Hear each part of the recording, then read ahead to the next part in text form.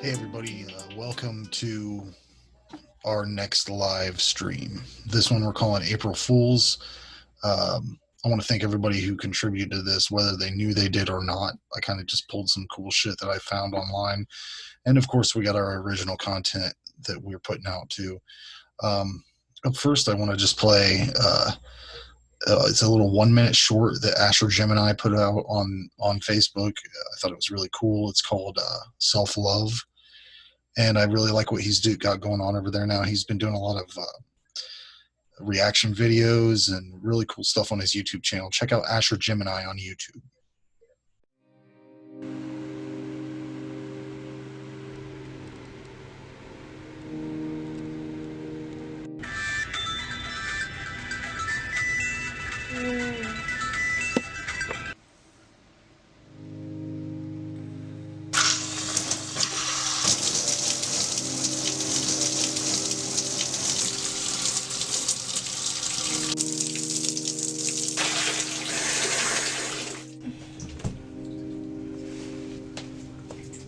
Today will be a good day.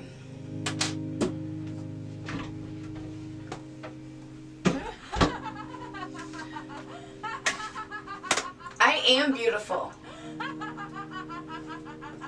I will smile today. I am greater. I love you. All three of them flip their buttholes out at the same time. Just, oh my god. There were three of them, and it was like synced. It was disgusting. Needless to say, I stopped masturbating after that. All right. I want to thank everybody for sticking around and doing this, hanging out with us again. We did it last month. We're going to try to do this every couple weeks, just as a kind of a release for all of our friends, and, you know, just to kind of get some content out there, just to keep ourselves busy during these weird times. So up next, I want you to check out this cool video, the Adams family, Adams Entertainment from over in Salina. We've known them for years at this point, and they did a little Imagine video. You know, that's kind of an internet trend now. Everybody on lockdown doing these Imagine videos. The John Lennon song, they did their own version. I think it's pretty fun. Check it out. I'll be right back. Imagine there's no heaven. It's easy if you try. No hell below us, above us only sky. Imagine all the people living for today.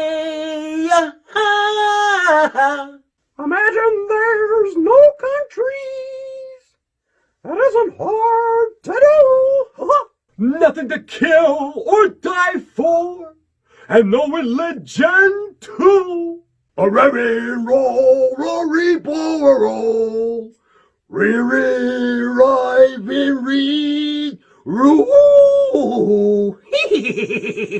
You may say I'm a dreamer, but I'm not the only one. I hope someday you'll join us, and the world will be as one. Imagine no possessions. Elmo wonders if you can.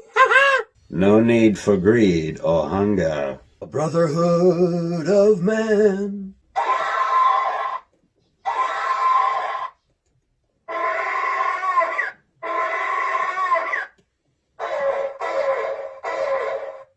You may say I'm a dreamer, but I'm not the only one.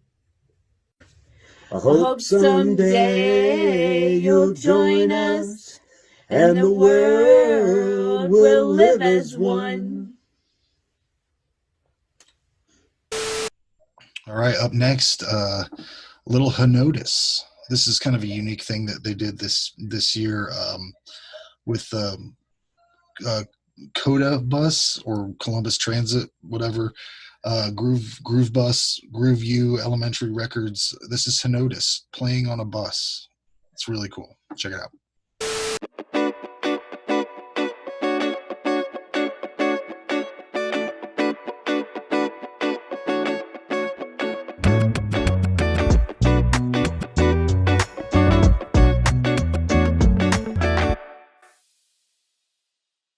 Hi, we're Henotis.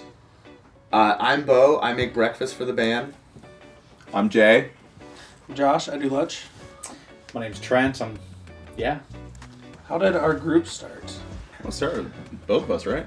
Yeah. Jay's a childhood friend of mine. We used to play water gun fights, and then one day we decided to form a band. We found Trent in a bear fighting ring. He was losing pretty bad, and we thought bass would be a better option for him. You could say we saved him. Yeah. I mean, I am a diabetic, so my pancreas lost the battle. You know. How did we come up with the name? Did we come up with the name? It's a run over dinosaur tunnel. Yeah. My son's a huge fan of prehistoric sea creatures, so Henotis is a placodont. Where do we draw our music influence? It's with crayons. Yeah. Well, Sometimes markers. See, I'm confident. I do Sharpies. I do watercolors. Yeah. I'm just a bass player. How would you best describe our sound? Our sound is like Christmas ham taste. Very fun. I think we very created, flavorful. I think we actually created like a genre, ham rock, hard alternative melodic rock. Yeah, Trent. There you go. Go into the history of ham rock. Ham rock. What projects do we have coming up? We do have our homegrown studio actually at our spot. So. Projects. I don't know. We've been writing. We've been recording. We just finished our first EP. Yeah, we're put trying that to work out on in the second June. one. Yeah. So now it's working on second EP and Yeah. putting together a full length. We're gonna be recording with Groove U tomorrow, and that'll be pretty fun. Yep. Yeah, that's in the works. If you had Dessert on an Island, what record would you listen to? Waiting for the Sun by the Doors. Of course it was. He just posted that this morning. Yeah. Whatever, man. Did you really? I'm a huge Tool fan. Lateralis. David Bowie. What do we enjoy about being musics? Yeah. Working hard on music and then going out and playing it and people actually liking it. Yeah. Meeting other talented musicians. It's Columbus very, is very it's very saturated humbling, with. very humbling. Yeah. If you could choose another instrument or career path, what would it be? Ooh. Vice president. That's a good one. Not president, but vice president. I feel like you have a lot less to worry about. I guess you got a point there. I don't know. I'd say an astronaut. Yeah, you would. I would play the didgeridoo. And I want to be one of those guys that like goes out and they find the logs that are like 200 years old hidden in the bottom of the river, and you bring them up. You got to fight like snakes and gators for them, but then it's like $1,000 for the one log, and there's your day's work. I would try and like learn how to be one of those like throat singers, like in like Nepal. Oh, he had the best answer. Yeah. Yeah. So that's what I would try and do. What is a big goal that we have or a dream? To get paid for what we're doing. Dude, Yeah. just one time would be nice. Just once. That'd be nice. Get a full length album.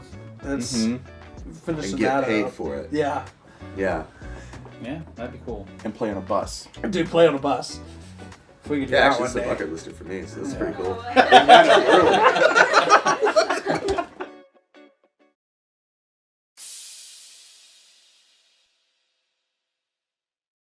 Hi, we're Hanotis, and this one's called Finish Your Drink.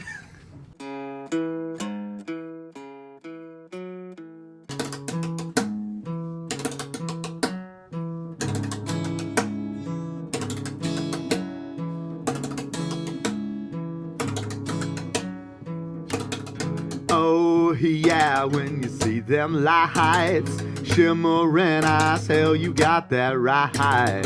Hear these words, you're coming with me tonight.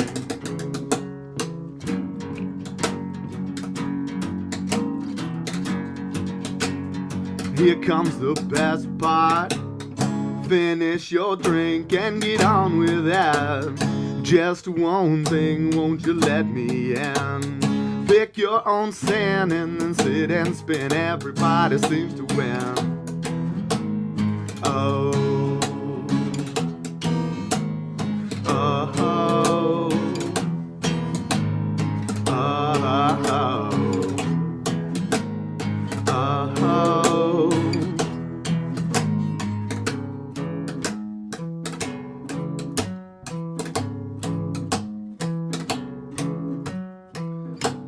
Hell yeah, when you look in them eyes, sentimental, hell you got that right. Hear these words, you're coming with me tonight.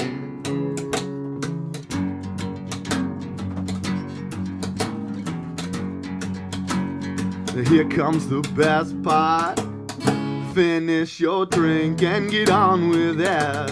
Just one thing, won't you let me in? Pick your own sin and then sit and spin. Everybody seems to win. Oh, oh, oh, oh, oh, oh.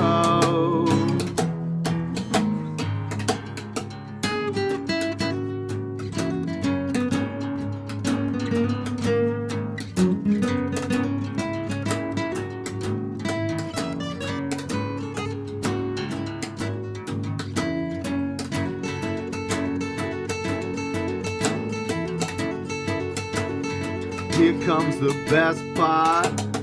Finish your drink and get on with that. Just one thing, won't you let me in? Pick your own sin and then sit and spin. Everybody seems to win. Oh, oh, oh, oh, oh.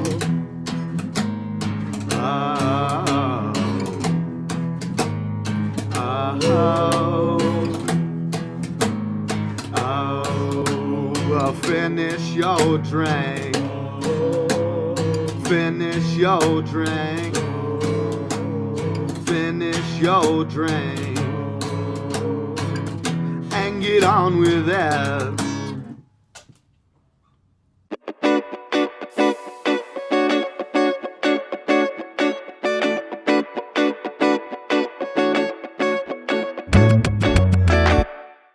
If you joined us for our last stream on March 28th, we played a full episode of Everybody Dies.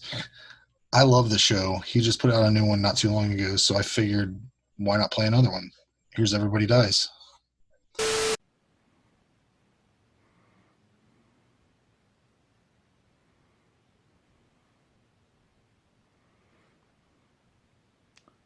Nope.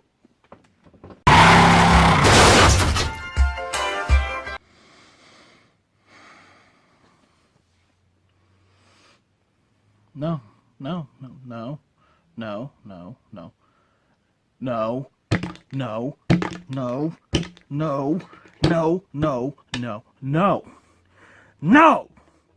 I drove around for hours, and I still wound up back here.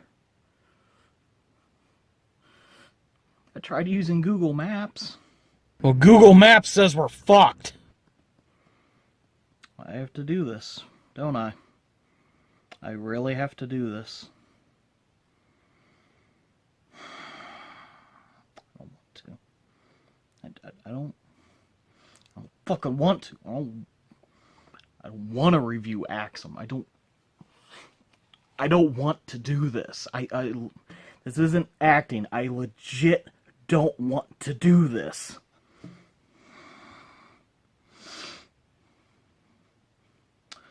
Fuck it. I'm your host, fucking Dave, and welcome to the shit show I call Everybody Dies. Everybody dies! You know what? No. Fuck that. I miss the old song. I miss the old theme, the old echo, the intro. You know what? I miss the original one. Fucking play it.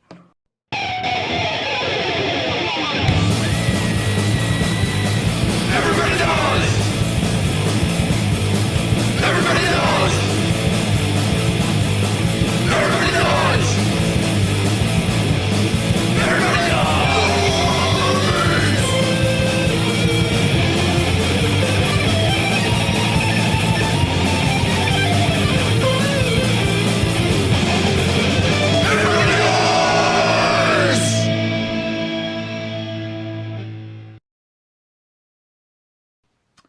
That's better. It's the season 2 finale already, and I'm ready to review the underside of the bottom of the fucking barrel. The worst slasher movie ever made. The worst horror movie ever made. The worst movie ever made! The Dark Hours. Alright, fuck you. Axum. Axum. YP479, according to my VHS.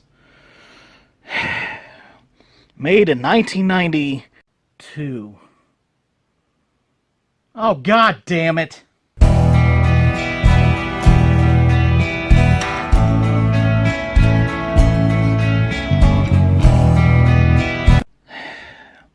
Made in 1992, but not released until 2003 when some stupid piece of shit at York Entertainment found it in a pile of shit accumulating in the bottom of a dumpster outside of York's office building and decided to poison the public with it because it was the early 2000s and they would release literally any piece of shit they could find. Originally called The Weekend It Lives and retitled as something more coherent but grammatically a mess and possibly a bit racist, Axum was written by as if there was a script, directed by as if there was direction, and starring Michael Mfume as Michael. Plot. A weekend retreat at a remote cabin in the woods for a group of childhood pals turns into a terrifying fight for survival, as a former friend whose family was killed years earlier comes along looking for revenge. Well, the second half of that is an outright lie. Tagline, it was supposed to be a weekend getaway until the horror began. The only horror is the horror of watching this shit fest. Now, some online claim that this movie, and I use that term loosely, this movie was originally a horror comedy, a horror spoof, and that explains a lot of the more ridiculous scenes in it. And that when York Entertainment found it in a fucking trash can and picked it up, they re-edited it into a actual horror movie. Now, there is no evidence at all to support that. I think some people are just saying that because they can't watch a fucking piece of shit like Axum and believe that they were legitimately trying to make a horror movie. They just can't make their brains fucking think that way. So no, it didn't used to be or start out to be a comedy. It's just that fucking inept. Well, all those sources were wrong, and I can tell you 100% for sure that Axum is not a movie. The things I do for this fucking show. Let's get it over with. Wrong, wrong, wrong, wrong. Wrong, wrong, wrong, wrong. You're wrong, you're wrong, you're wrong.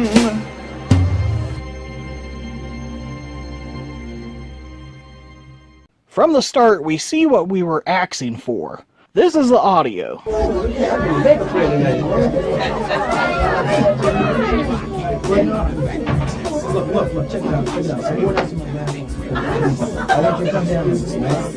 I haven't heard audio this bad since...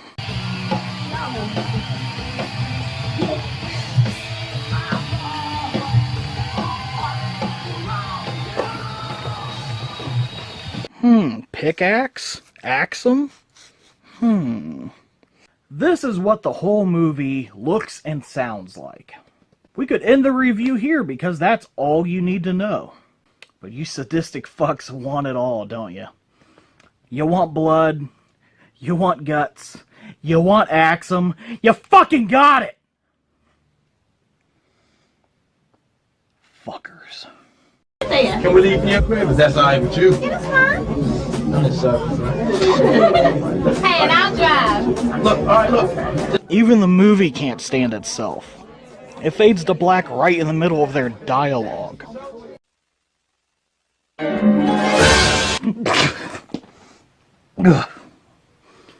This cameraman is high as fuck. That's a hatchet. Hatchet him? So this old man is running around his house talking the whole time, but we can't understand a word because the music is drowning him out. Like we'd be able to understand him anyway.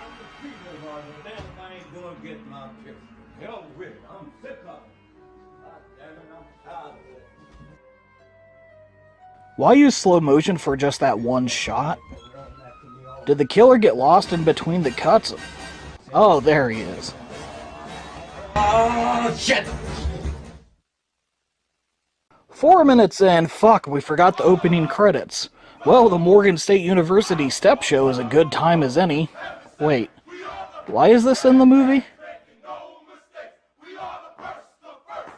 What's a Nubian? Shut the fuck up!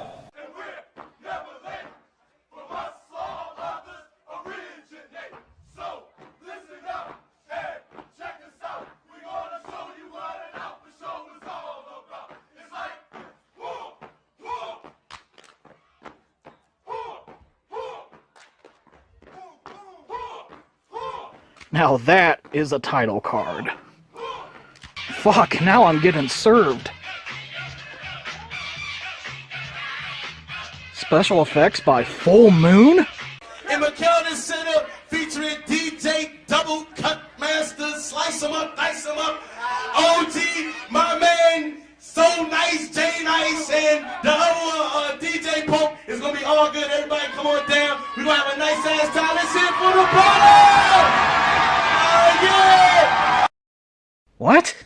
In case you weren't convinced yet that this was made in the 90s and not the 2000s, here's 2 fucking minutes of Yo Mama jokes. What? Your mother's so cross. No. Hold on, yeah. Your mother's so cross out that she go out the front door and see the kids playing in the backyard. That's why, see, that's why your mother's so fat, her shadow weighed 40 pounds. Your mother's so dumb, she studied all night for a blood test. Your mother's so dumb, she was in a shootout, got stabbed. What's up? You got something to say? What? Your mother's so fat, she jumped in the air and got stuck. The director remembers that this is supposed to be a fucking movie, and we never see any of those people again.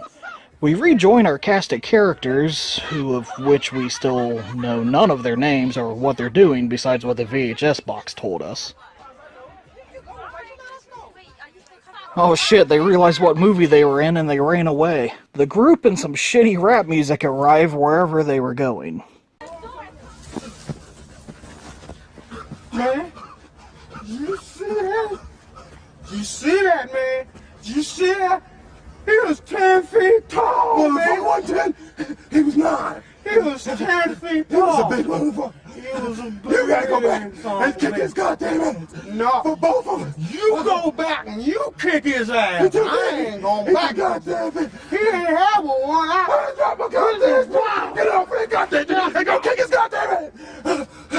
You go kick his ass and give me some of that. You better back up, you big 6'9" motherfucker. He coming. Ah! Cut. The director just yelled, "Cut." Couldn't they have edited that out? Even then, why even bother saying cut? Like he's a real director, or like this is a real movie. Why am I not cutting my wrist right now? So some people are in a house and some people aren't in a house. That's all I can make out so far. Welcome to the dinner scene. It lasts 5 fucking minutes. No cuts and you can't make out a fucking word. No, I'm not gonna show the whole scene. You're welcome. After dinner, everyone goes outside, and there's no audio at all this time besides music for a couple minutes, and then we cut to a $0 Amityville horror knockoff.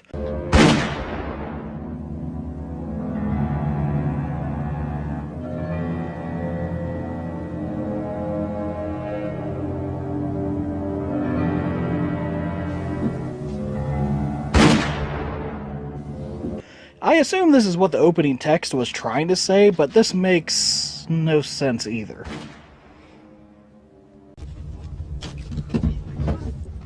Here's the problem.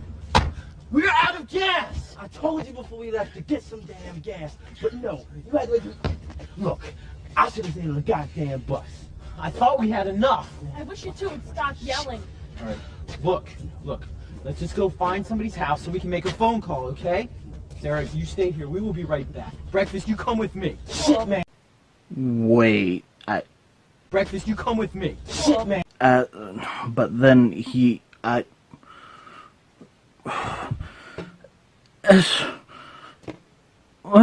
whoever the hell these people are, they ran out of gas and they went to this house for help. As soon as they walk in...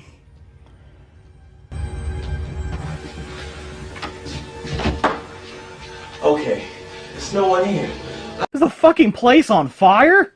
Hello? Hello? Is anybody home? Hello? I just want to use your phone. Hello? I can hear you up there. I have to use your phone. Hello? Hello? Hello? I just want to use your phone. Hello? I just want to use your damn phone. Damn, no phone.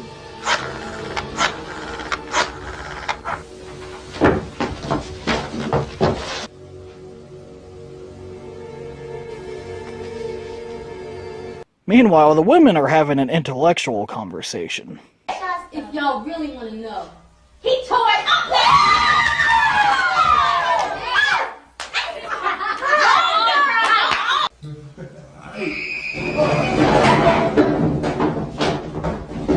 Finally, someone I can relate to. So the guy from the house who didn't die arrived with a bloody jacket arm. I don't know how or when that happened. Then the guy from the house who did die arrives.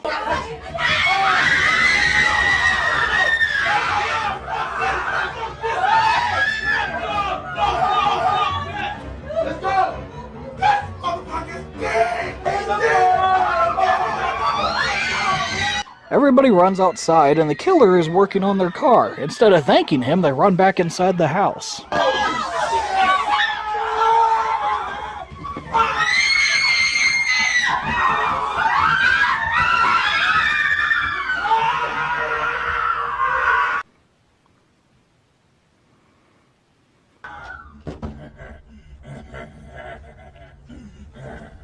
Did he hurt his back or what the fuck?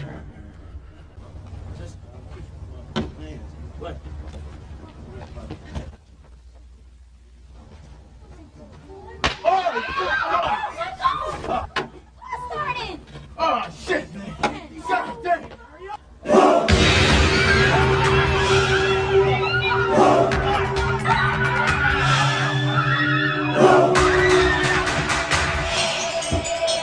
Why does he have egg on his face? Why does he have predator vision?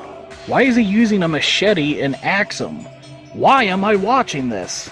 Everybody continues rambling and the killer just walks in. Nobody fucking locked the door? He machetes him and apparently the movie cuts to a commercial.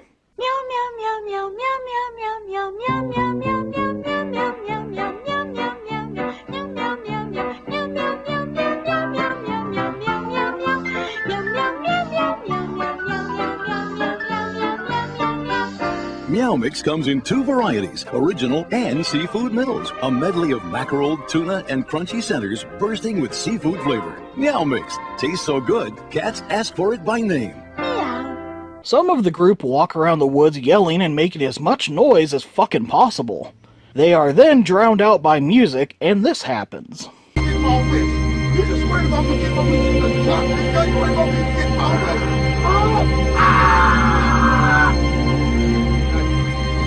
He shook his glasses until he died. Then the killer dropped a baseball bat that he never picked up or had before, and then picked up a gun off the ground.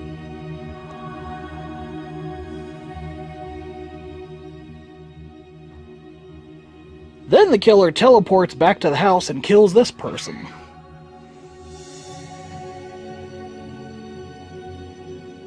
This person is walking around the woods and falls over 4 times for no reason. Her stamina is shit, but she's good at repair.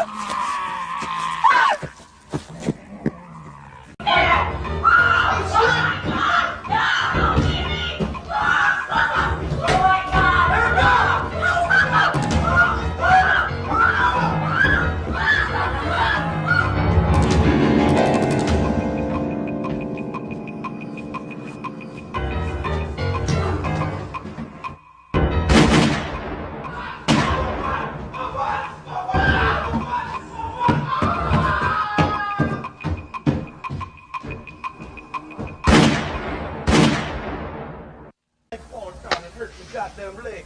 You better believe I'm getting the hell out of here. God damn, I need a university on Friday afternoon to get away for some rest and relaxation. Get away from my teachers and... Who the fuck is this? No one in the entire movie has had a Jamaican accent, and then he just stops using it. God damn, I'm getting the hell out of here. Now let me stop bullshitting. It's 6-1, and the dipshit is a lumbering dumbass. I think you can take him. The killer then tosses some unknown object toward the group. We never see what it is or learn why he gave it to him. It appears to be a bag of coke, possibly heroin. I wish.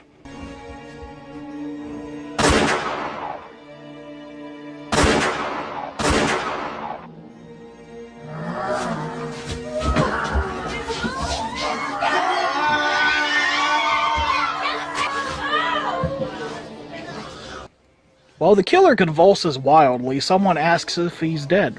Is he dead? Hold on, look at his dog.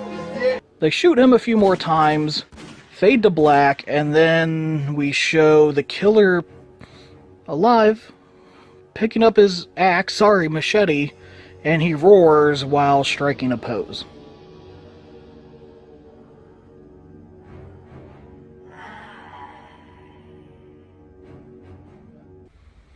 Next morning, someone drives by, and the killer waddles into the street. The end.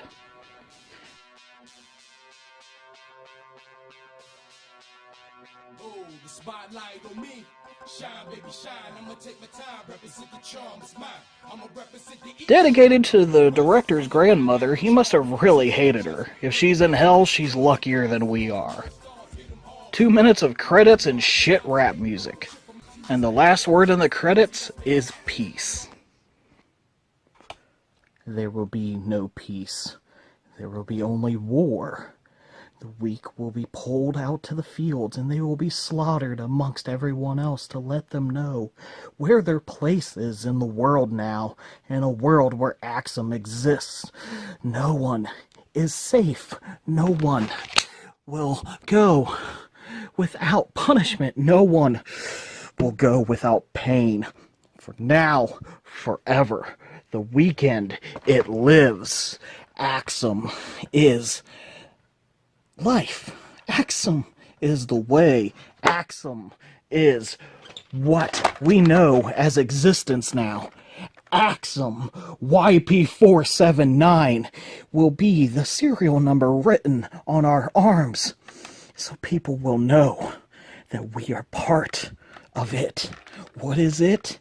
Axum is it. Axum is the world now. Axum is the way.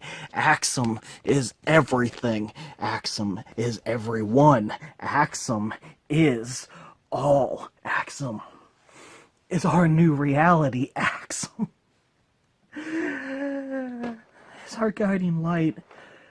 Michael Mfume, the prophet sent from above to save us. A weekend getaway gone bad. A movie gone good. Everything went so well. It's perfect. It's perfect. Thank you, York Entertainment, for picking this up and releasing it upon the masses. Thank you, York Entertainment. 2002, 2003, whenever the hell it was released, that was the day that we ceased being insignificant and we started becoming, and then eventually leading to this day. A rebirth. A rebirth. Brothers, come together and rejoice, because we have evolved. We are now whole. Everything in our lives was leading to this. And now we can rest knowing that our work is done. The evolution ends here. The world ends here. Everything ends. Everybody dies.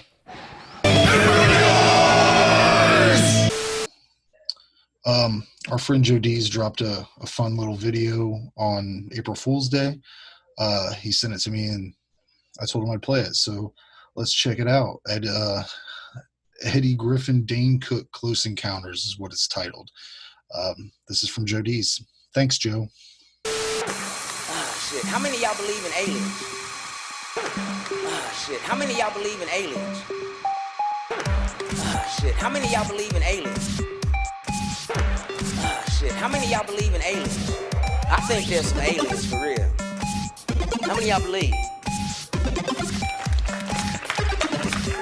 Smart motherfuckers. Rest of y'all arrogant as motherfuckers. You know what I'm saying? Because you got to be out your fucking mind to think we the only shit in the universe.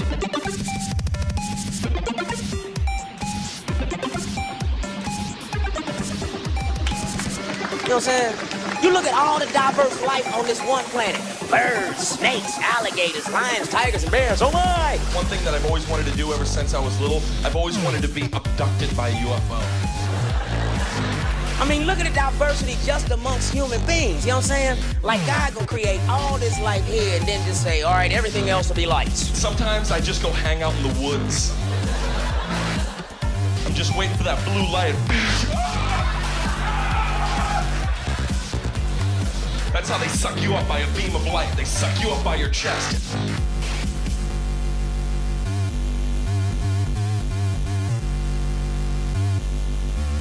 Don't suck me up by my chest, that hurts.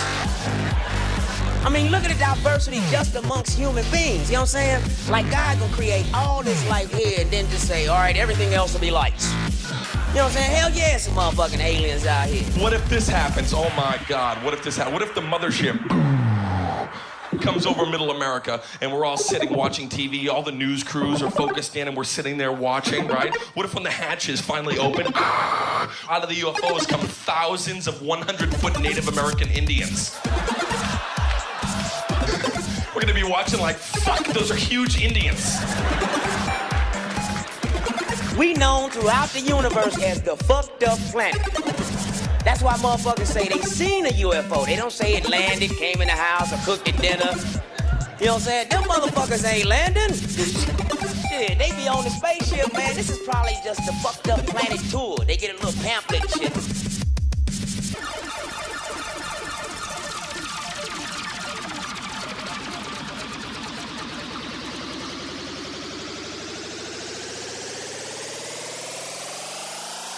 Could you show us how to make giant corn? Shit, how many of y'all believe in aliens? Don't suck me up by my chest, that hurts. Shit, how many of y'all believe in aliens? Don't suck me up by my chest. That hurts. What if this happens? Oh my God. What if this happens? What if the mothership comes over middle America? Shit, how many of y'all believe in aliens? Out of the UFOs come thousands of 100-foot Native American Indians.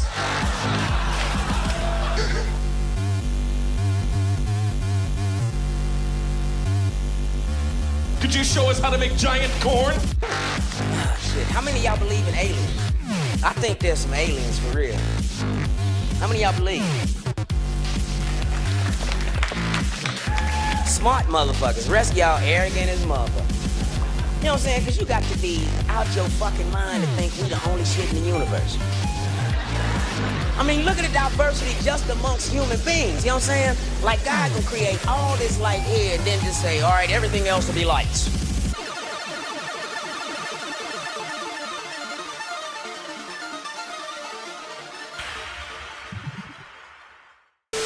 Where's the boom? You remember the operator? movie Over the Top? Yes. They combined With the like fucking Sylvester arm Stallone. wrestling and truck driving and child custody all together in the same movie. So It was so a here's the heartwarming thing. tale. So that's the thing. Yeah. So Sylvester Stallone came up with that. Right. What they're missing is the guy that seconds those ideas. The guy that's sitting at the table. That's why Hollywood has no movies. It's because of the economy. And they've cut out that guy that sits at the table and goes, "Oh my God, Sylvester Stallone, that's the greatest thing I've ever heard in my life." Yeah, That guy's gone. the guy that okayed Suburban Commando. Exactly. Exactly. Yeah, that's a great idea. Or what was Hulk Hogan in a movie, right? Yeah, Hulk Hogan, Christopher Lloyd. It's from the future. I can say this just real quick. I've been to a million truck stops as a kid, and I've never seen a motherfucker arm wrestle one time. Not one fucking time. It's never happened. I think I have. I've been I'm to a few. sitting at the thing with my dad. Hey, you want to arm wrestle, motherfucker? It's just never happened. It's not reality. I can vouch for that. Yeah, that's such a gay thing. That's a gay thing to do, to come up to a big, strong guy. Let's arm wrestle. For custody of But a I'll child. punch you. Right, exactly. You know, you arm lose, I wrestle get you. your kid, man. Fuck. We arm wrestle you for a kid. Who is the judge that signed That's that an off? awful. That's an awful prize. I'd be like, we can at least arm wrestle for food stamps. Fuck. At least you get the kid and a Dodge or something. Right. Something. Yeah, there's like a scene with him and his kid working out on the front of the Mack truck and the To the music. 80s montage. Yeah, it's like, whoa. Unfortunately, I've seen that movie a million times. I love it. I love it. I'm not gonna lie. But that's a why lot there's of no good new 80s ideas. movies. Yeah. Because there's nobody creative enough and willing to go out on a limb to listen to a pitch about truck driving, arm wrestling, and child custody and say, that's the one. Why That's the can't one. they make movies like Ghost Fever? Has anyone seen that? Sherman Helmsley.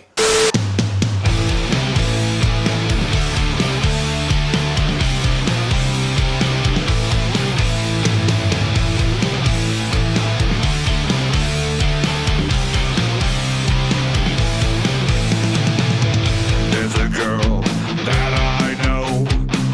She says she speaks with the dead. You've seen her Ouija board, not knowing the dangers ahead. Playing our games all through the night, communing with the dead. She believes all the lies. Don't play, never play with the voices of the dead. Don't play, never play with the voices of the dead. In the darkest hour, she's alone. In the night, she should have heard them come knocking. Well, here we go. This is kind of the main attraction of this stream that we're going to hit here. One of the main attractions. I teased it for a while, and Ken teased me for a while with this too. Ken Newman, our photographer, the ZTOTV photographer, he's always doing weird, crazy shit. But at one point in his history, before he got together with us, he was on Jerry Springer. He's been telling me about this for like 7 years, 7 years that he had this. He finally ponied it up. So I put it together. He did a little commentary for it. Check it out. It's really fun. I think you'll enjoy it. And I'll be right back.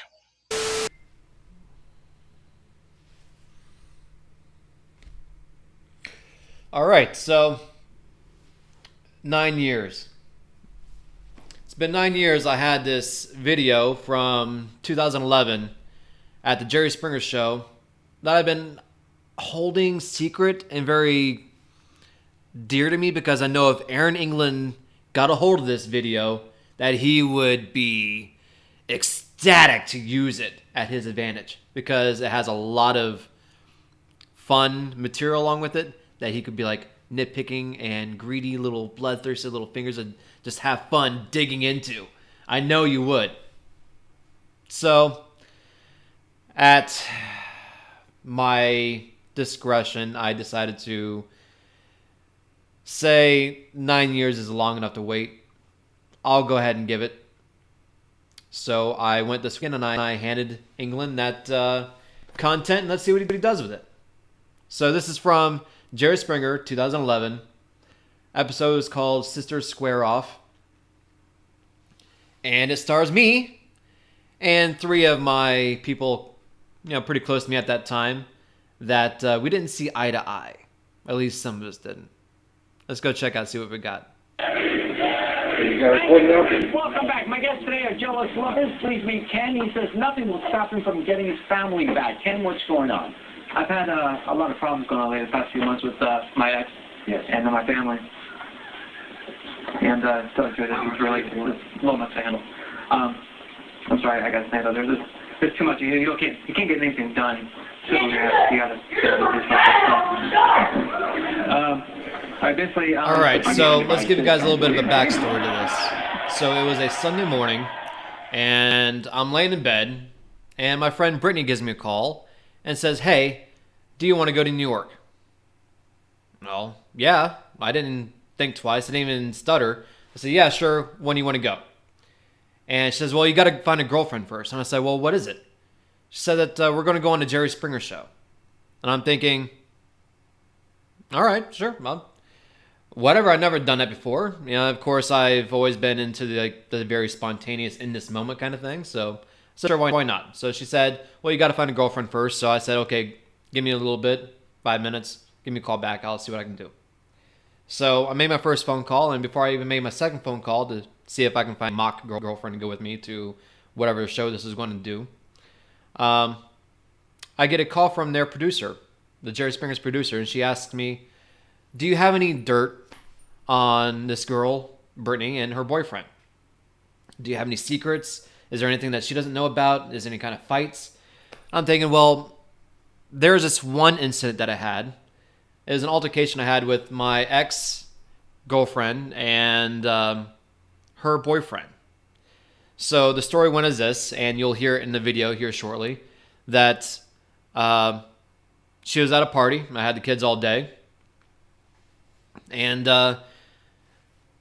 she didn't return all day. She's gone all day. And I had decided, well, before I take the kids to bed, that she needs to go see the kids, at least talk to them, something. So I give her a call. And she said she's at this party, and she was with one of her friends, and she said that she didn't want to leave, that she wanted to stay there. And before I heard anything else, I heard this guy on the other line says, "Who is that?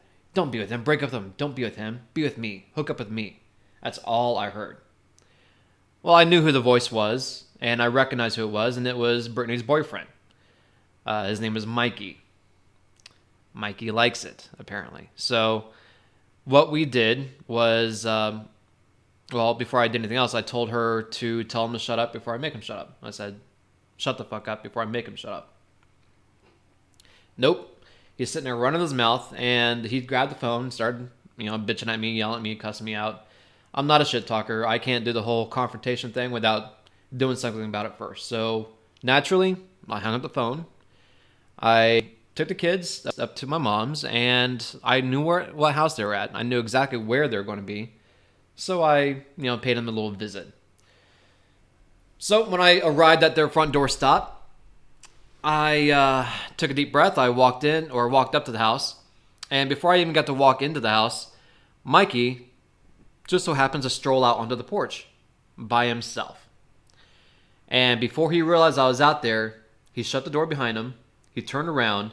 I made sure he made eye contact with me, and I snatched his ass up quicker than fucking shit. and I threw him against the wall. I bashed his head against the mailbox.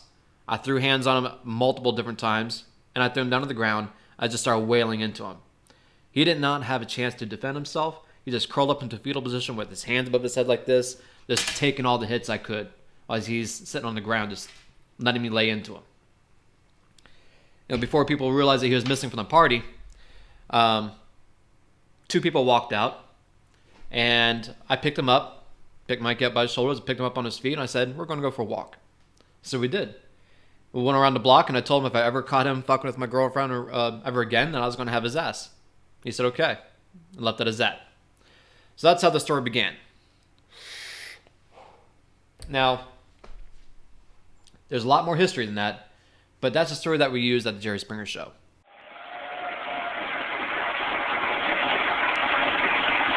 So go ahead. All right, so anyway, I'm here to get my family back. Yeah. One of my kids, she's been out doing a lot of things she shouldn't be doing. We've been together for a few years, and until we had our last child, she's changed. She's really turned a corner. She's, and it's not a good corner, it's a bad corner. Is there another man involved? One of my friends. Oh, so you want to be back with your ex, but you think she may be messing around with one of your friends? Yes. I let her go out with one of her friends, and it was getting late, and I knew she was getting drunk, of course, at a party. I gave her a call up saying, you need to start coming home. She hadn't spent time with all the kids. And she started running around on the phone saying that she didn't need to go home. I don't need to tell her what to do. And there was a guy, right there, a fighter, on the phone saying, hey, you need to break up with him. You don't need to break up with him. It was me. So I immediately told her, I said, tell her for a makeup shop. He started running his mouth on the phone, and I immediately hung up the phone. I wasn't even 2 minutes before that's the house that they're at. I ran up to the porch, and coincidentally, he came right on the porch. He didn't know I was even out there. I snatched his ass up, threw his house, bashed his face in the mailbox, threw him on the ground.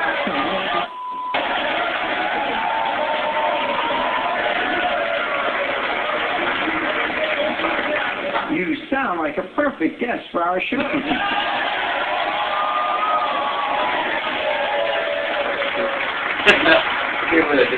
Is that who this Mikey is? The Mikey, yeah. Oh, Mikey. Mikey likes it. Well, why don't we bring him out? Here is Mikey.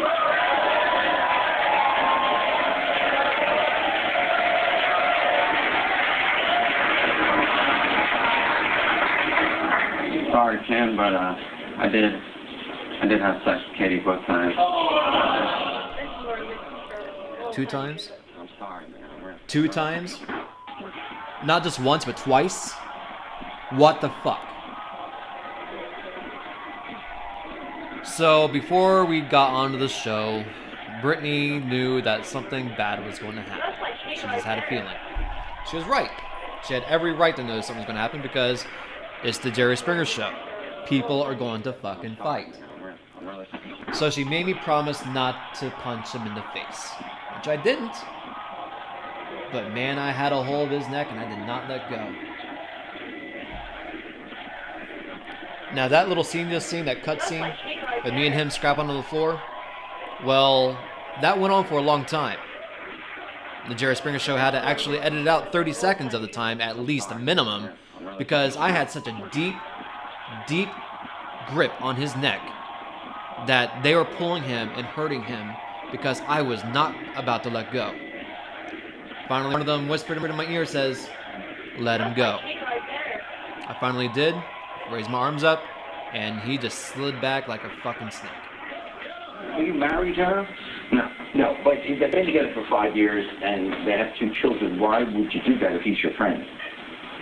Well, it was, I don't know, me and my old lady were arguing, and she was just there, and I was drunk, and... Is that the excuse? Is that the only excuse? Anybody you want to be with her? No. Oh, so he doesn't want to be with her? Is this a for the night? Yeah, just a funny night. So, well, why don't we meet her? Here's Kate.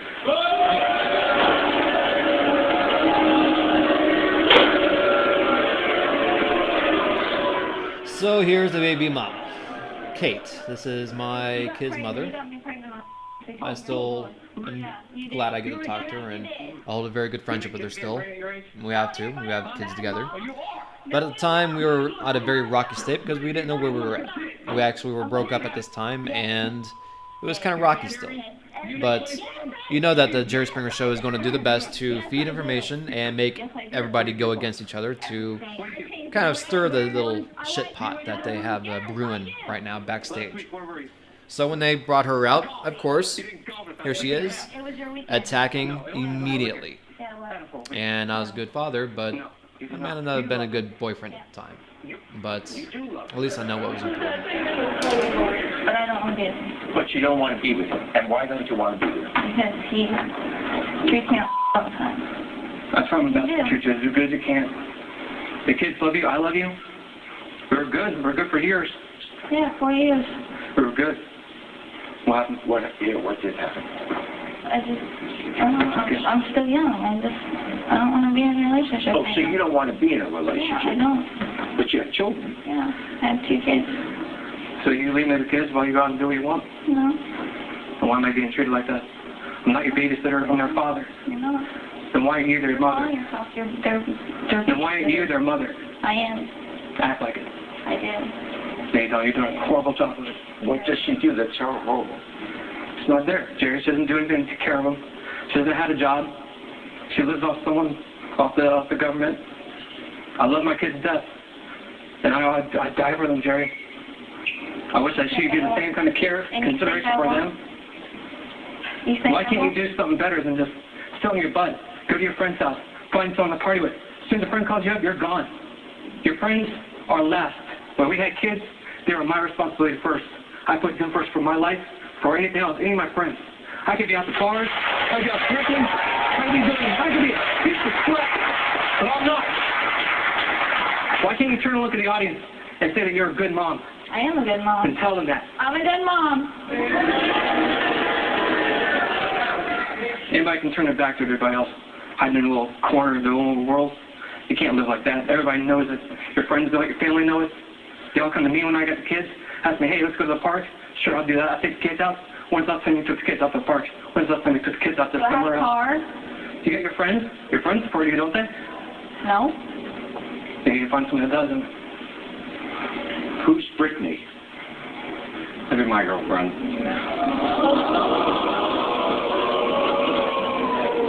All right, let's meet her.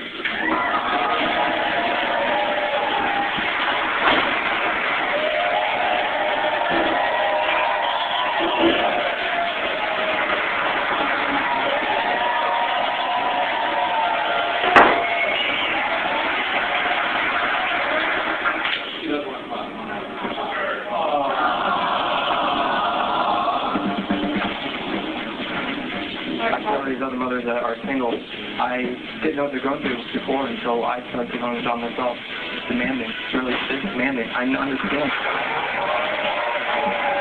So you think she may be messing around with one of your friends? Yes. I did have sex with Katie both times. Yeah. Well, it's... Telling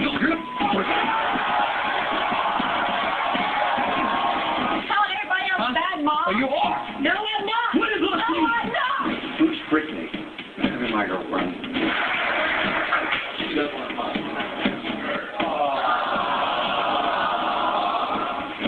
Are you surprised that your boyfriend would do that? Yeah, after 5 years. You've been together 5 years.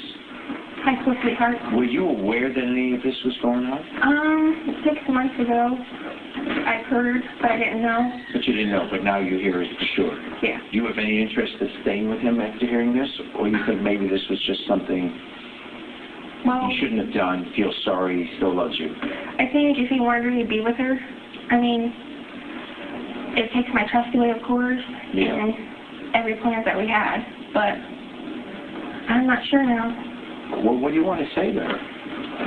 Mary, I'm sorry. Yeah, I heard that before. Oh, I'm sorry. I really am. It was just a fling. I mean, we're getting along. So every time we don't get along, you're just going to go have sex with somebody? No, it's not like that. You knew Kate. She was my best friend. I know. We all hung out together. What happened be getting married. What about our family? You just ruined our family. Our family can still work. We can work this out. Yeah, but you're making it seem like every time we're going to get in a fight, you're going to go sleep around. It's not like that, I promise. You just listen to me now. It's just, Kate was there, and we weren't getting along at the time. I was drinking, and I don't know, I just felt like you've been treating me like It's called tough love. Sometimes somebody needs that. Is there anything you want to say to Kate?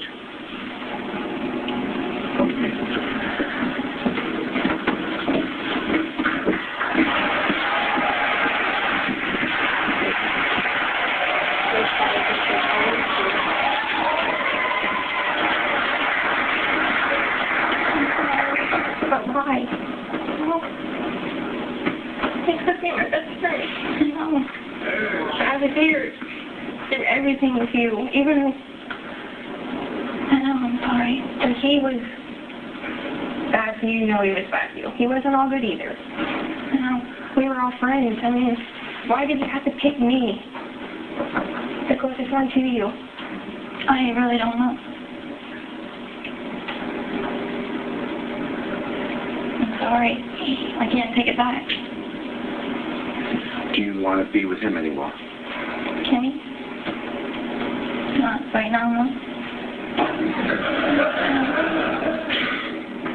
I don't think things are going to change in mind, Jerry. I've been doing my best on mine. And it's not just that she's going to take me back. I want her to change before I take her back. She has to stop drinking. She has to stop playing.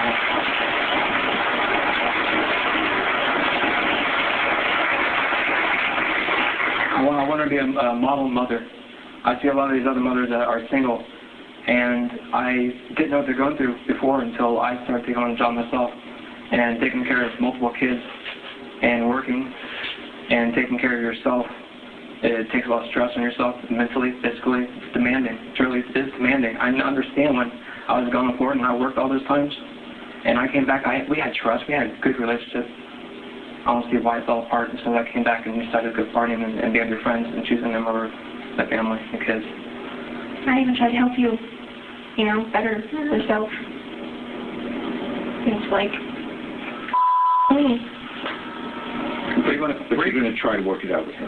We're going to have to build it up every day. I mean... And you have no interest. You're not going to be with Kate anymore. No. All right. I don't know that. Because I'm not going to be able to take you back if I can't trust you, if I can't learn to trust you.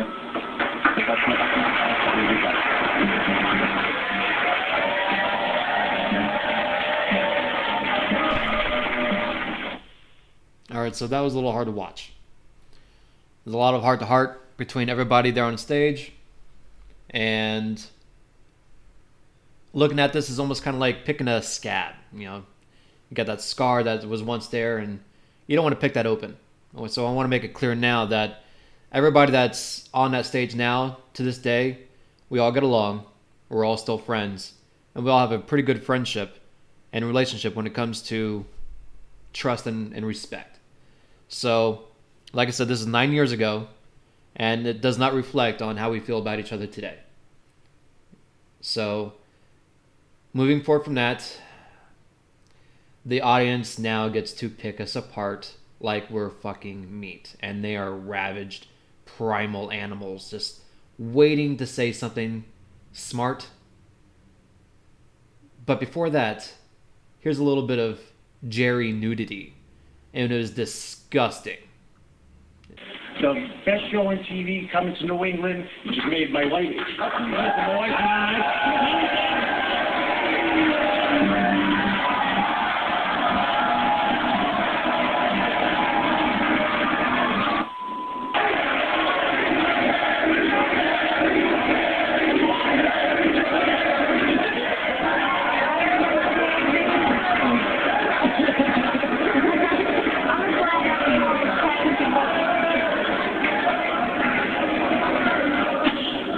I'm a little bit traumatized. Give me a second. All right.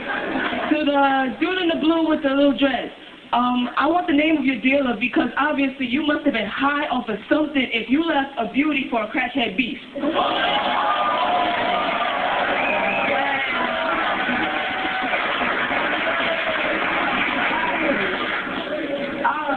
You look like you belong in a building. My comment for the guy in the purple shirt: you do your best work standing up. Your girl does her best work laying on her back. Oh my god. That was a hard one to listen to. But at the time, funny as shit. I got a comment for the beautiful lady here with the glasses. Why don't you just leave Gumby on crack? Let him ride off with Pokey, the whore over here, and just be with a good man over here.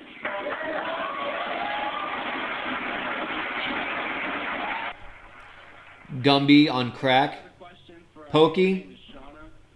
Okay, I get it. But at the time, I don't think I was really paying attention to the show because I was more or less thinking, can it be over yet? Because it only gets worse. People, feed on that kind of negativity at the show. And I was just ready for it to be done with. So there's my glaring stare out into the distance of no emotion. And I'm just ready to go home now. Give me my Jerry beads, autograph, send me back home on a plane. I'll be happy. But, so that was the gist of the show. And I hope you enjoyed.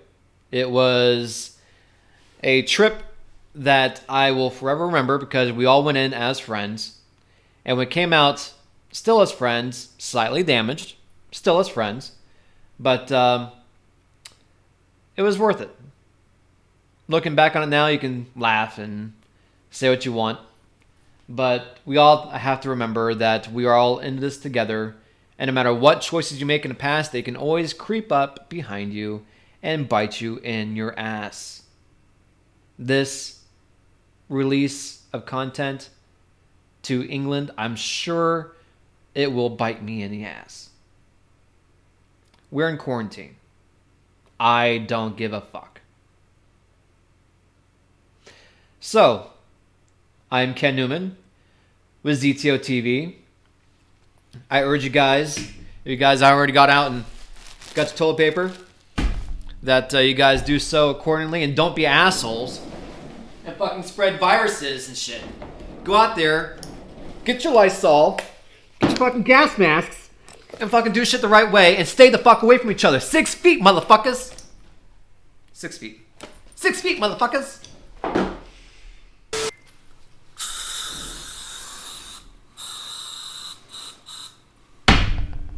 Okay, that was fun. I don't know what else to say. There's nothing else to say about that. It is what it is, and it's very funny, very funny. All these videos like that will be released standalone form on our Facebook and our YouTube. It's too good to not do that. But up next, gonna play a new Mississippi Bones song, "Hello Dolly," DALI. Original tune. They just released it. Stellar shit, as always. Check it out. Welcome to the gallery of the ganglion. Sonics and synapses swirl and explode, showering us all in our own misplaced adulation. In here, it's best to keep your head down and your eyes open.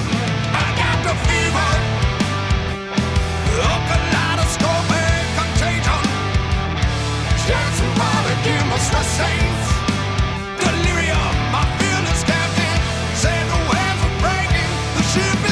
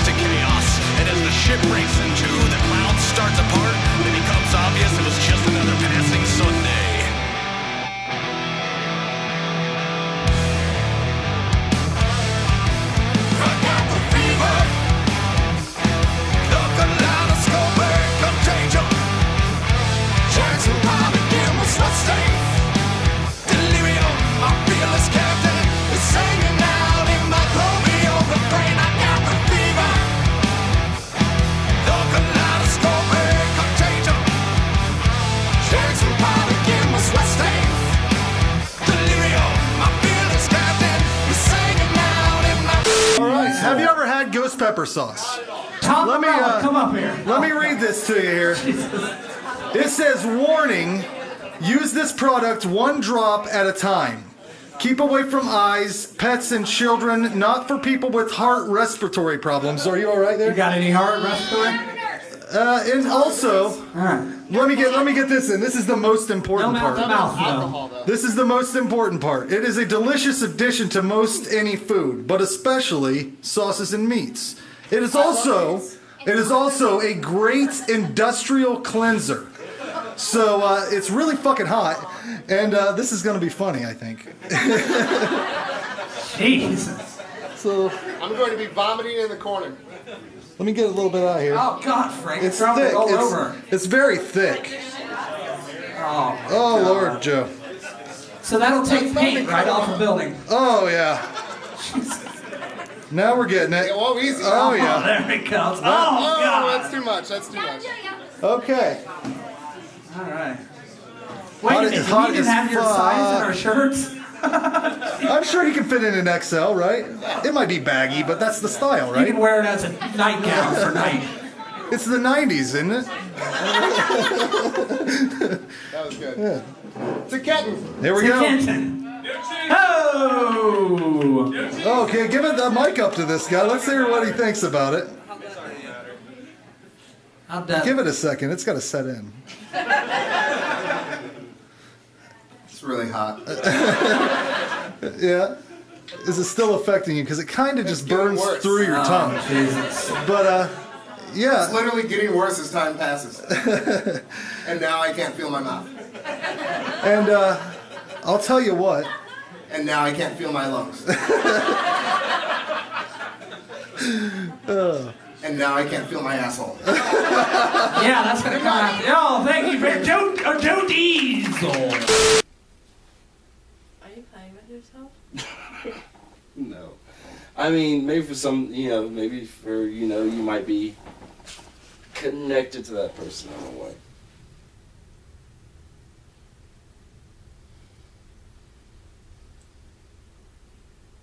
What is going on? Were you not just talking? Yeah, so I don't know. Maybe it is. You guys are exhausting. How many times tonight have I wanted to punch myself in my face because of you guys? How many times have you? You be keeping count? I don't know. What did She doesn't count. I'm sweating. Oh, shit. I think I almost started crying. Focus. You just Focus. did it. Focus. Focus. No, focus. Focus. So I've recently found out that I'm no good in fictional monster attacks. I did research. Science. Tried out. Did in the library. Just take this for instance. I'll give you an example. Say me and my girlfriend are getting attacked by Wolfman. I'm going to trip my girlfriend, and I'm going to run away. But I'm not a total jackass, because I'm going to turn around and say, I'm totally sorry! I love you! I'll see you in heaven! Maybe. I might need to get another girlfriend, and then it would be awkward in heaven. Up next, we got a little comedy from Becky Hughes. This was from one of our live shows at the Tree Bar in Columbus. She's fucking hilarious. It was part of an Odd TV collection of artists from Columbus. There's a lot of cool people in Columbus, a lot of cool things happening. Once things start happening again, make sure you go out and support those venues that allow those artists to perform and those artists, because they're all going to be having a hard time when things get rolling back together again. Becky Hughes. Hi. Hi, baby. Hi. Stand under a light. Hi. All right, there we go. So they say stretch marks are road maps showing where you've been, and it looks like I've been fucking without a condom. I think the only reason my husband knocked me up at all was to make me a stay-at-home mom, because at the time I was just a stay-at-home. All right, I'll take inventory. And I was super scared when I saw that I was pregnant on that stick because I was 50% sure that I wanted to have it, but 100% sure that I wanted to keep smoking. Some good news though. My son is going to be a big brother. Woo! Woo!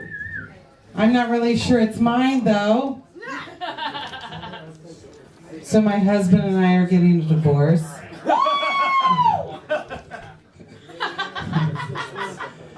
We went into the court and we said, you actually have to say this when you get divorced. You have to say, do you swear to tell the truth, the whole truth, and nothing but the truth? And then you say, I do. And he says, I do. And I looked at him and I was like, holy shit, that should have been our vows.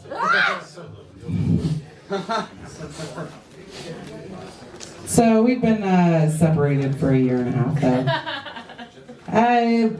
When we separated though, I was still breastfeeding, which made the, fun in bars, Let me just put it to you this way. All right. Like when you look at your son, he makes you proud and your boobs leak.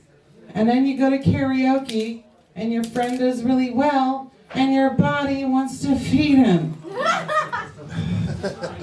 I know what you're thinking. I turn myself on, and it makes me feel a little bit like a rapey frat boy. What I'm trying to say is, if you have a sweet face and voice of an angel, don't leave your drink around me, unattended around me. I won't roofie it, but I will turn it into a white Russian. Yeah, baby! So I'm Harry, and I'm a feminist, but it's only because food stamps don't pay for razors. Like, yeah, I'm not shaving for no man, but only because my company doesn't promote women, and I don't want to get tetanus.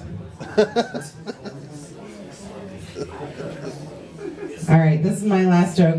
Just because we're short on time here. So I've been trying to date recently. I have a couple of jokes actually. I've been trying to date recently, and I found a guy online, and it we hit it off pretty good, and we decided to go to a steakhouse. And on our first date, and on my way there, I drive a Subaru Outback, and I came up with this really killer line that I knew would get me laid. So we eat dinner, and right before the check comes, I lean over the table and I look at him and I go, "So, you want to take me from the back in the back seat of this Outback of this Outback?" And he did. And I didn't realize that I was so enamored on, coming up with different terms with the word Outback that I forgot the most important one, which was anal. And I didn't realize this till his cheese stick was meatballs deep and I had bloomin' onion, and I was like, holy shit, I should have bought a Volvo. So then I decided I was done with dating, and I decided to buy a new dildo.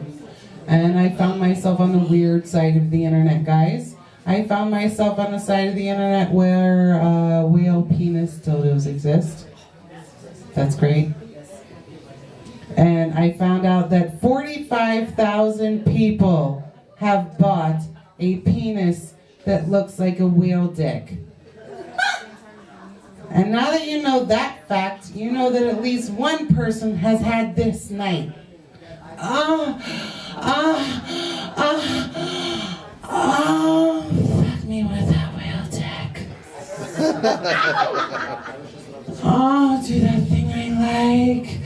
Do that thing I like. You want me to do that thing you like?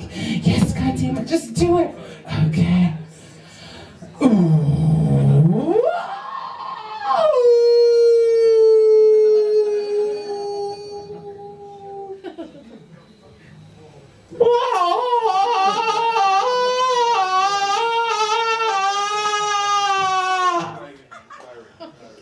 Becky Brown, everybody. Or Becky Hughes, I'm sorry. I don't even know my fucking name anymore. Have a wonderful night.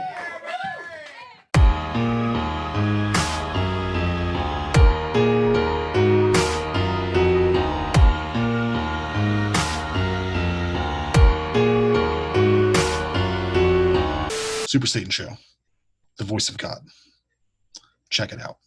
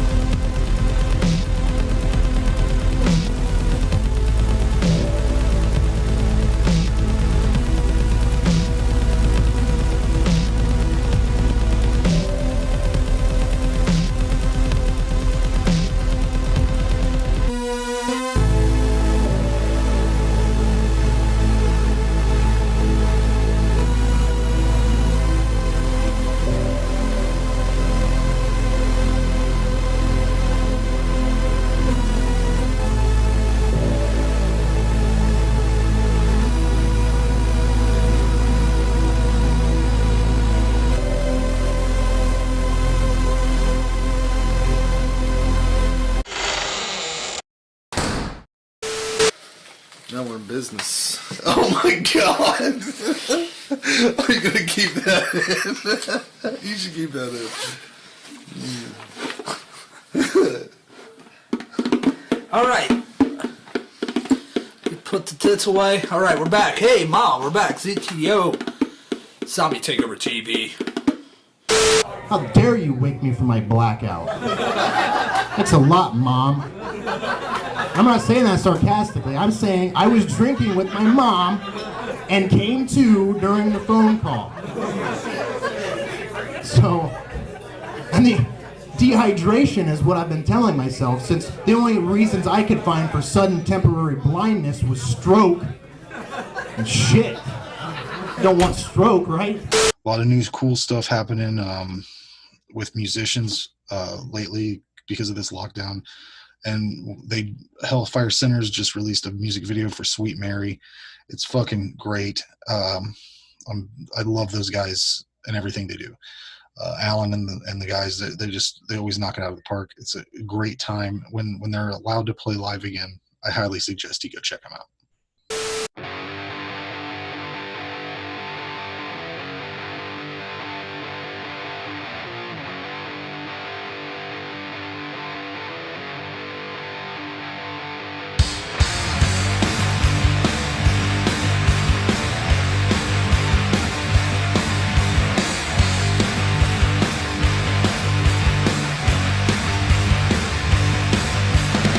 My baby's got herself a hole in the head.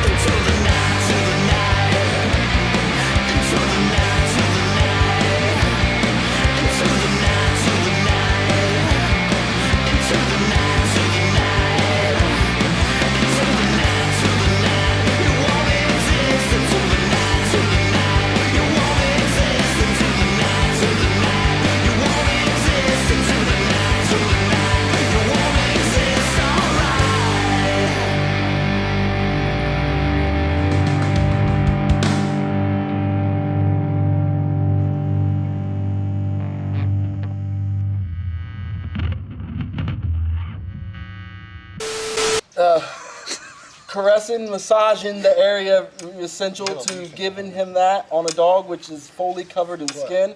I mean, I never touched the actual, like, you know, pink part. There's always the skin part, but that's all he needed. I was like, come on, Red Rockin'.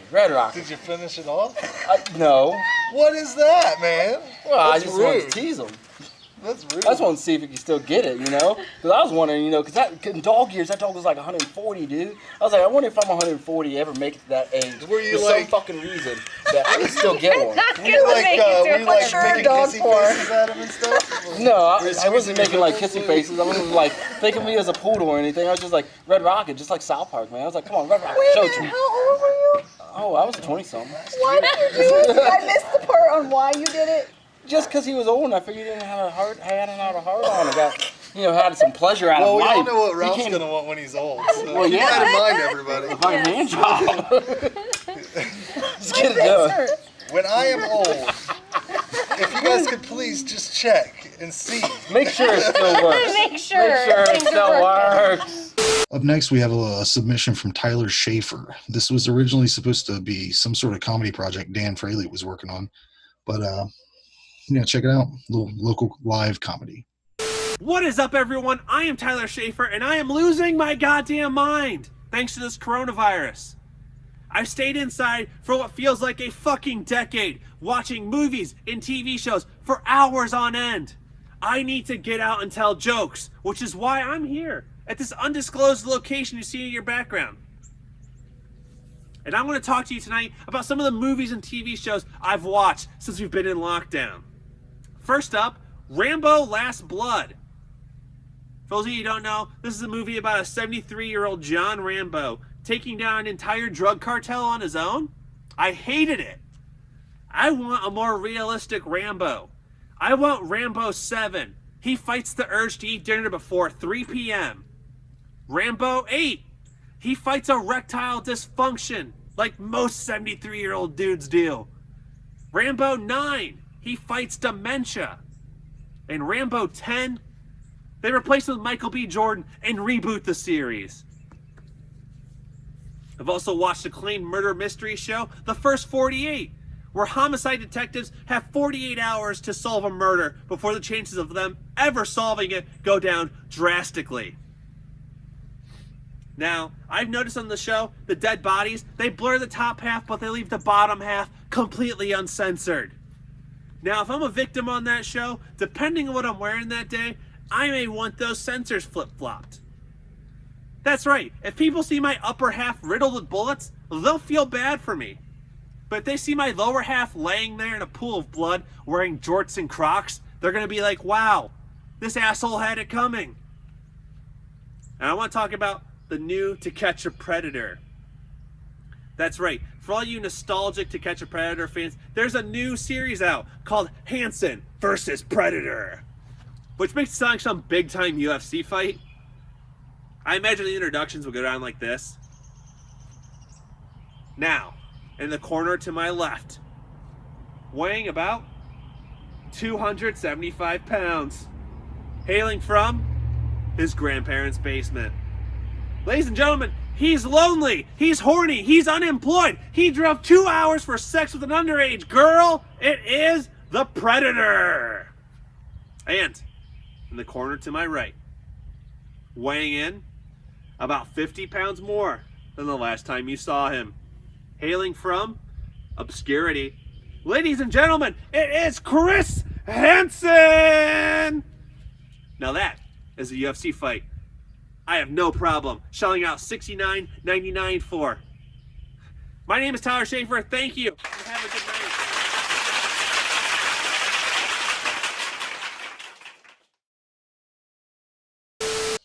Hey, you like wrestling, right? Of course you like wrestling. Who doesn't like wrestling? Well, we have one of the best indie leagues around in our area. War Wrestling out of Lima. This was an event I was personally at with Ray McGuff and my son. We're just going to play some highlights, really.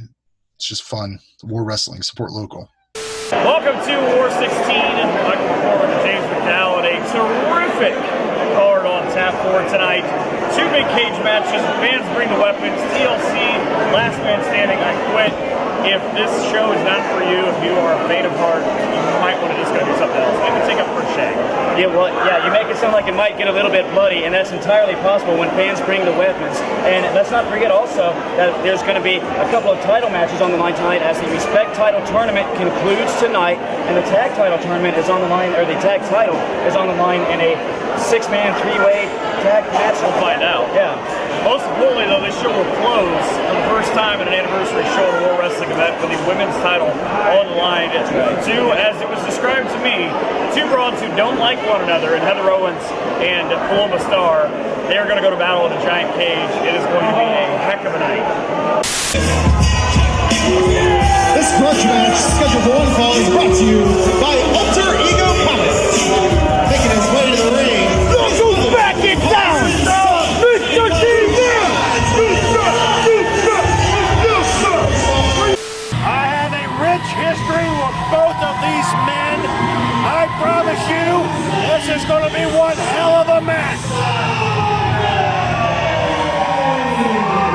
You look back through the annals of the War Wrestling Anniversary Show, and there's a guy who has his fingerprints all over it. Once upon a time, as part of a tag team in the Painkillers, the War Wrestling Champion at one point, that guy, and right out of the gate, Rahit Raju, Hakeem Zayn, a Mad Dragon, and a Mad Skirmish right out of the gate. That was so rude of him to interrupt you, Michael. You're going to make a good point, and then he stopped you. He doesn't care about points. No. I saw somewhere they said it's the 467th time these guys have fought. Saw them both backstage. They had to be separated there. It's a big right hand from something. That's going to be a lot of this. And River talked about he's got history with both these guys. He owes them both money. These are not guys I want to get in the middle of. Keep saying people are a little unsure, I think, how to feel about this match. Something back in control. You name a promotion in the Midwest, I guess you would say a super indie promotion. They've called him and said, hey, would you come do some things for us?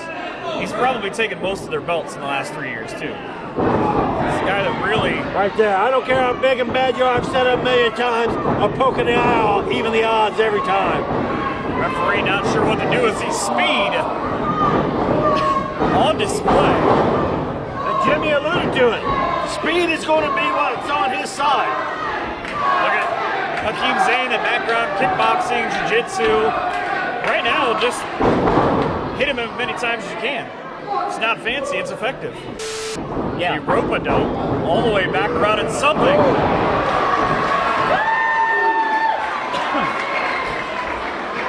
What do you want to call that? I would say that was like getting hit by a Coke machine with legs.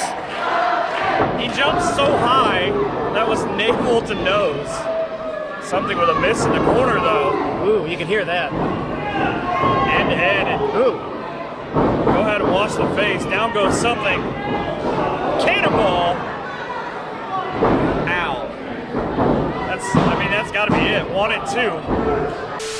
Well, something definitely has a reach advantage, no doubt about that.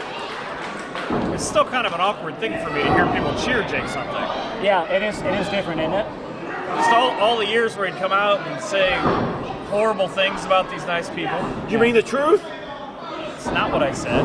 That's what you meant. Oh, straight right hand. And a clothesline. Something last couple of years. Hit spear in the corner. Aligns himself with the dirty.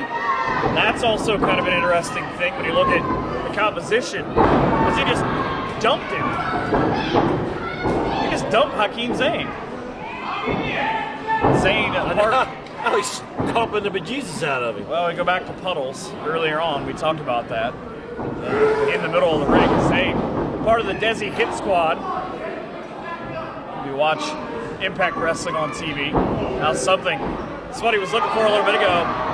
That's a 180-pound man he's got up into the security. Well, security tried catching him, otherwise Zayn would have gone straight to the floor. Look at the strength of something here, though, guys. Wow, he powers out of that submission hold. Ooh, and a face plant with looking like a DDT, but it didn't end that way.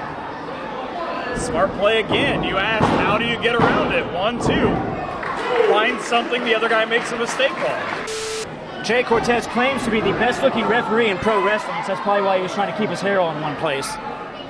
And we all know that's Charles Robinson. That's the best-looking referee. If I'm the referee, I'm getting out of the way right now.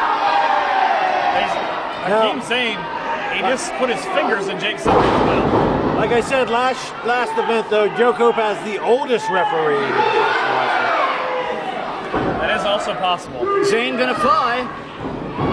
With the miss, there you see, well scouted. Something in the middle of the ring. Good night. That's all. 1, 2, and 3. Not many guys, when you see that, are going to get out of this. No. No, if you get planted by something, you're planted. And that is how we open this show. A lot of big matches to go here at the War Anniversary show in front of a packed house here in Lima. This one is a special I Quit match brought to you by Guys on Studio. The only way to picture in this contest is by making your opponent say I quit. There's the person having this common story, weighing 215 pounds, Palmer Karoon.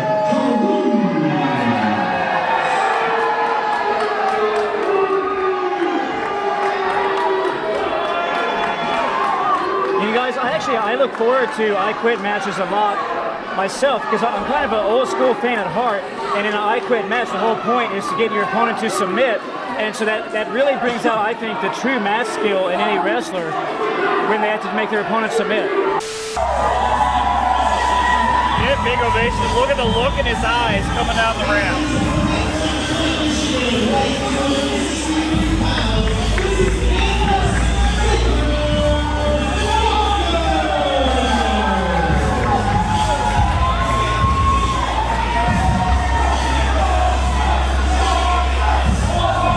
Get ugly. Running from him off the ropes, ducks the clothesline, ducks the axe handle. You know, I got out of that. Off the ropes. Oh! Turnabout's fair play. You forgot to take this receipt, my friend. But that's try to get him mad, try to get him off his base. Didn't work. This could hurt. Sounds like a shotgun blast. Reversal. Ooh. Ooh. With authority to the floor. Security's taking a beating already. You're not supposed to have 200-pound men jumping through the air landing on you. Palmer Cruz is leaving. Again. He's headed to the concession area. This is going to be interesting because we're not going to be able to see a lot of this. You can see it. Thankfully, the camera will show it to you. As they're back out near the hallway, you're going to be able to hear it here in a second, though. The fans' immediate reaction down low as these two just stalk each other. Kind of the great and the horrible thing about this match, it can go anywhere. Well, Palmer Cruz trying to ram Xavier Walker in the wall, got rammed in the wall himself instead by Walker. Yep. Trust me, the microphone didn't work. It happened. There goes that left knee again. So up and down and hit with a chair.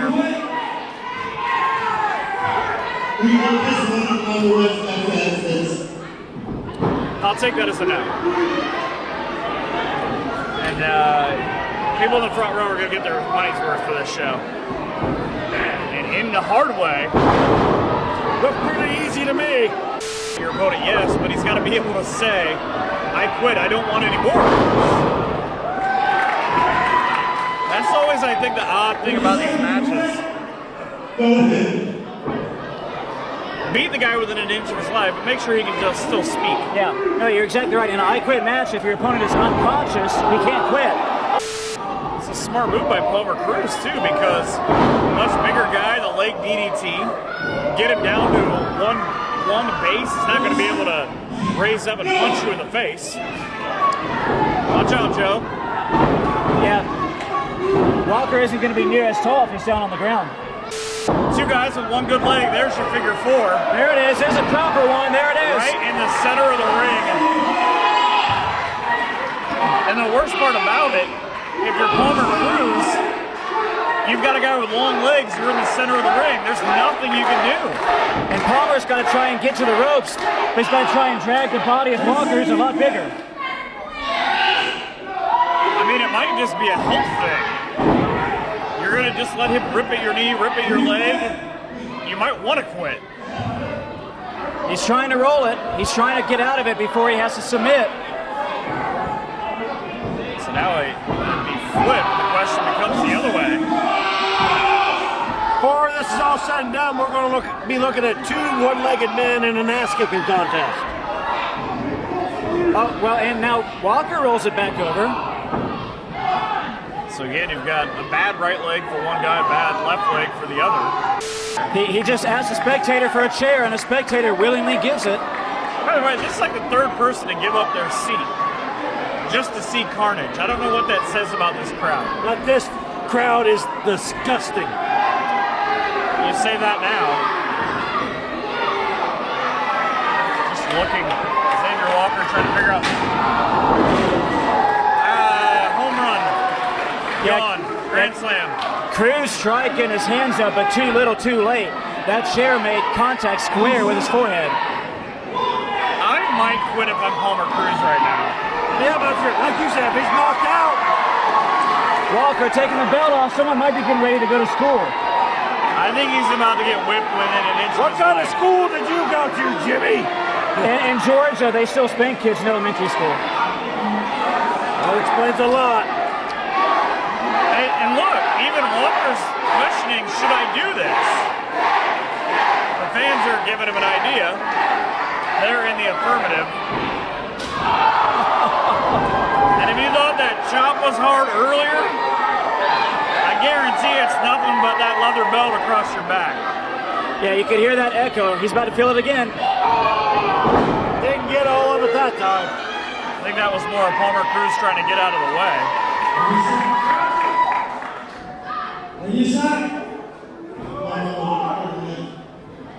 I think he said he's not quitting yet, I think. I think he said no thank you. Please, sir, can I have no more? So down into the corner. Cruz, again, I hate to go back to this because you don't want to lose, but at some point, this becomes a health and lifestyle thing. He's going for the choke slam. Walker has him by the throat. Up and splat. He got him.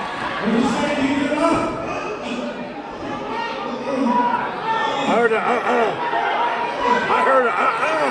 I don't know if Cruz can breathe enough to give up right now. That choke slam, I think, knocked all the air out of him. Like I said. Yeah. He said yes.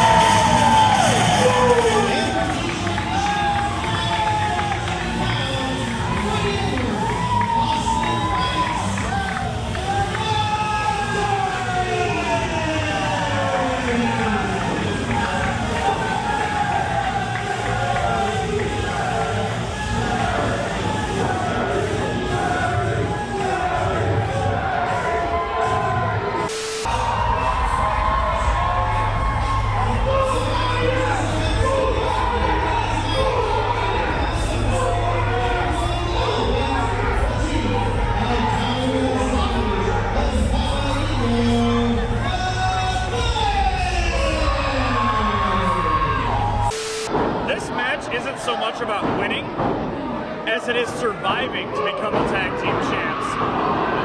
And right there's why. If you're the Death Threat Army, if you're the Dirty, you've got a plan. That plan just went out the window. Wait, here comes DTA.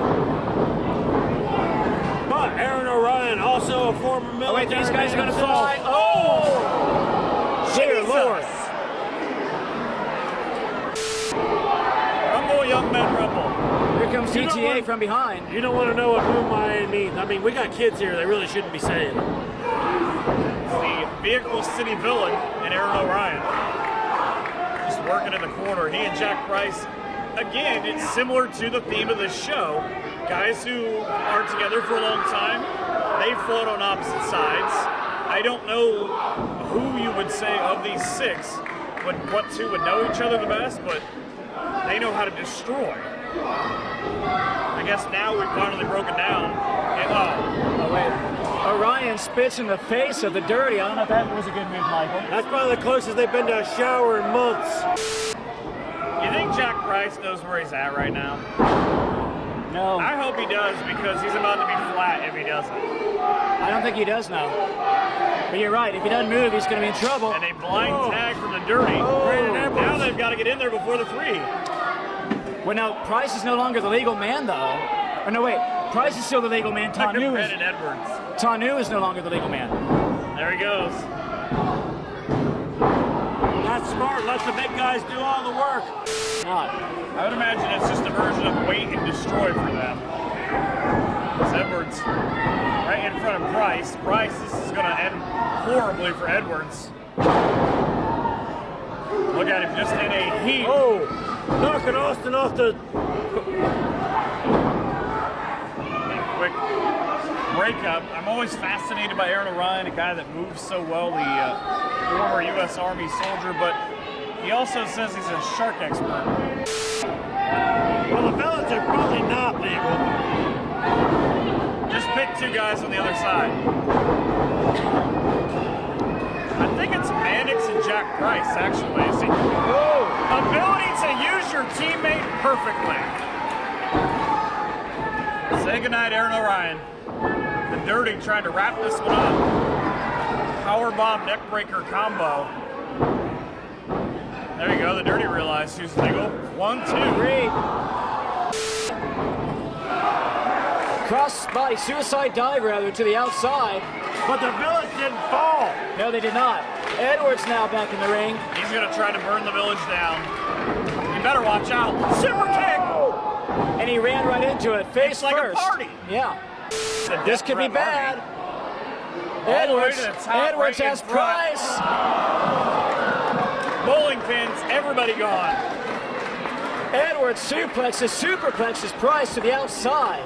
What kind of human being do you have to be? Like, at what point do you really want to be a champ that you're willing to destroy everything? Aaron O'Ryan's in. One for you too, Aaron. Thanks for coming. D-A-F. That's it. New tag champs. There it is. Let's go to Nick Hall for the announcement.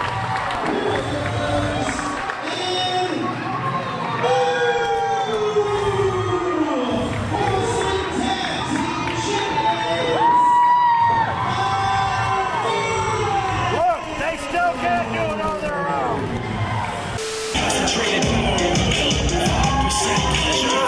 This contest is a last man standing match. In order to obtain victory, you must incapacitate your opponent so he cannot answer a count of 10. It is brought to you by Gromies, CDs, and Tapes. Introducing first from Chicago, Illinois, 200 pounds.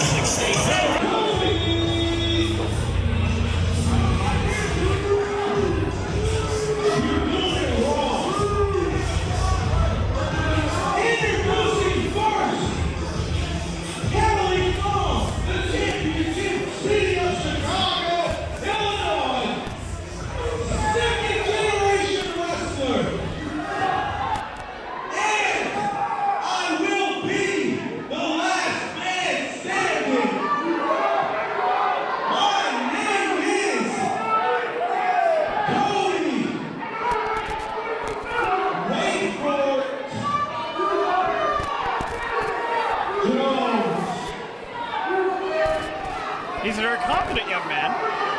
Jimmy Shane was wearing that same outfit at the Hall of Fame show. That's not even remotely true. Jimmy had a white top hat. I refer to Orlando Christopher a punk rock Sabu. And that's why I think, I usually try and stay neutral, but I think that's why Cody Jones is in trouble tonight, because Orlando Christopher is not afraid to bleed. He's not afraid to put his own body, his own health on the line. And I don't know that as much as he was looking at the fans, he was surveying the building, because this is a guy, and Orlando Christopher, if ever you were going to talk about Mr. War Anniversary Show, a guy who you're going to get out of your seat, you're going to see the big moment, you're going to think about it later, it's going to be that young man right there. Oh, very well. He will show no mercy once the bell rings. No. Version of the side Russian leg sweep. I guess to be the Chicago leg sweep for Cody Jones, but off the middle rope at that. But I also know Cody Jones very well, as he is yet another one of my hired guns. Just went Sabu on him. And unfortunately for Christopher, he takes the Sabu fall. That view here was Cody Jones imploding through those chairs. And even in security, there's nothing they can do. The referee administering the count, obviously in a last man standing, you do not have to be in the ring to be counted down, so to speak. Which is both good and bad for this match, because I fear where it's going to end up. Jones stays, missile drop kick. I don't know that he's much missile drop kicked him as he stomped him. He kicked out the leg of Jones, now he has Jones straddled. No way. He's going to go for a leg drop? He's going to kill him. Leg drop. Off the top. That's it. That's got to be 10. Although how much did Christopher take out of himself with that? I guess the good news is, for Christopher, he landed mostly on Cody Jones. That chair is bent. That chair is warped. Somebody's paying for that chair. This is usually a coast-to-coast setup. And he's going to do it. The fans here in Lima chanting Orlando. Orlando trying to climb up top. Cody Jones just asked the ref to help him. He said, I can't do anything for you. All the way to the top now goes Christopher. This could be bad. Oh, face first on the chair. Well scouted by Cody Jones. Jones sits up just in the nick of time, and you're right. Christopher face first across that chair. He might have knocked himself into next week. He's trying to set something up. Christopher up and over. Oh my God! That didn't go like he planned. Nearly ended up in the front row, caught his basically calf down on the railing. Remember what I said? Remember what I said about Orlando Christopher putting his body on the line? Christopher, yep, is measuring. Just pure hate of Cody Jones by Orlando Christopher. There's the people that were sitting there just grabbed their kids and moved out of the way. Oh, Jesus! That's off his skull. Jesus is not here right now. He left.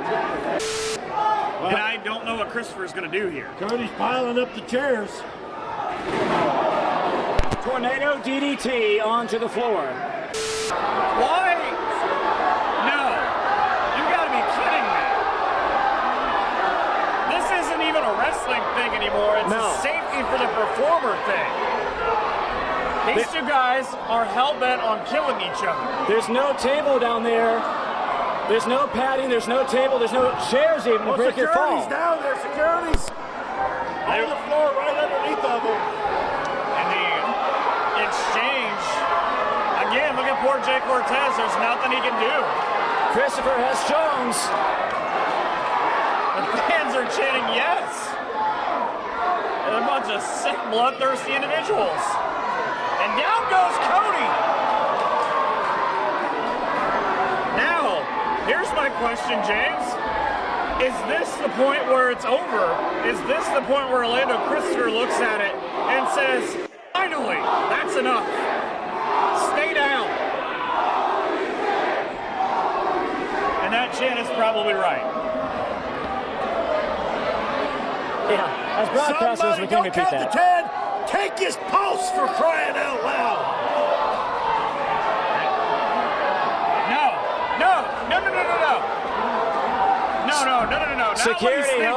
Security helping Jones up. Somebody has to be the voice of reason.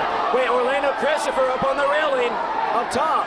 He's not gonna jump from there. I think he is, Mike. Are you kidding me? Oh my God!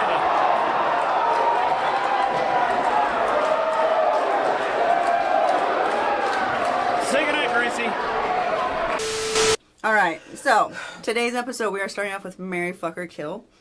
And way to start an episode. I like it. Each one of the crew, we're not going to subject Joe to this, but is going to pick the other three, and we are going to choose which one. We have to marry, fuck, or kill each one. There's only a problem with I see a problem with this because there are 2 women and 2 men. I know, I'm gonna find it funny. Yeah, I'm when definitely guys gonna have kill Ken. ears. I'm ready for Well, this. it'll be interesting. Yeah, let's All right, So we already know. Well, do I get to go? We Yeah. Pretty quick. Yeah, I already said I'd kill Ken, I'd fuck Allie, and I'd marry you. And only if someone says, I killed Kenny. Oh my God. I killed Kenny. Oh my God, they killed Kenny! But why?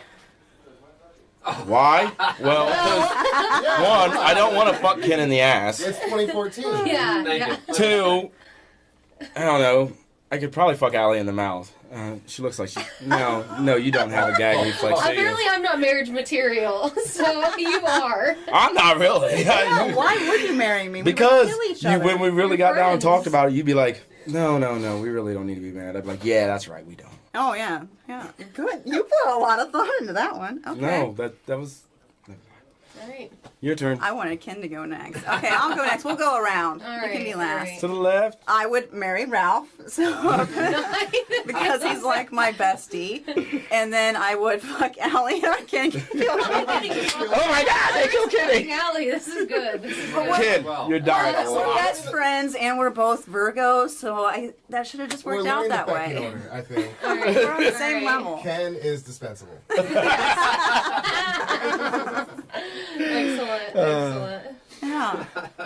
Ralph's my best friend. I wouldn't mind fucking Allie, and you are dispensable. That was basically it. At least watch while you fucked Allie. Well, yeah, I guess we're married, so you'd have to watch. Or it's cheating.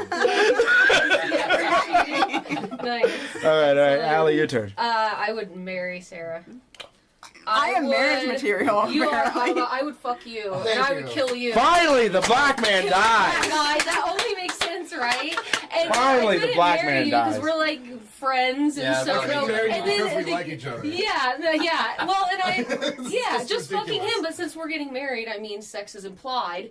And she's probably a better planner, and she probably told me to not do things like you shouldn't do this and you should do that. More controlling in the situation, where you'd probably like help me make bad decisions.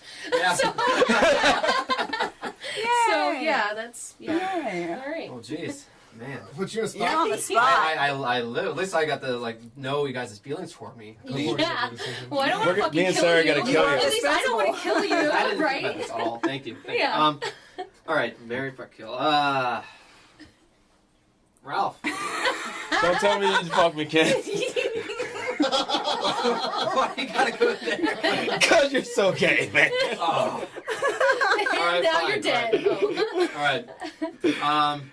In these days, these times of days, I would probably marry Sarah. So. She's got a nice car. In these Her times nice. and days, She's got a All really. three want to nice marry me? What do you mean by it? Hey, In these times and days. Sarah, you're marriage You material. are. I'm glad my I took God. all that Xanax beforehand, because wait, this usually would freak me out. All right. All right, let's not digress.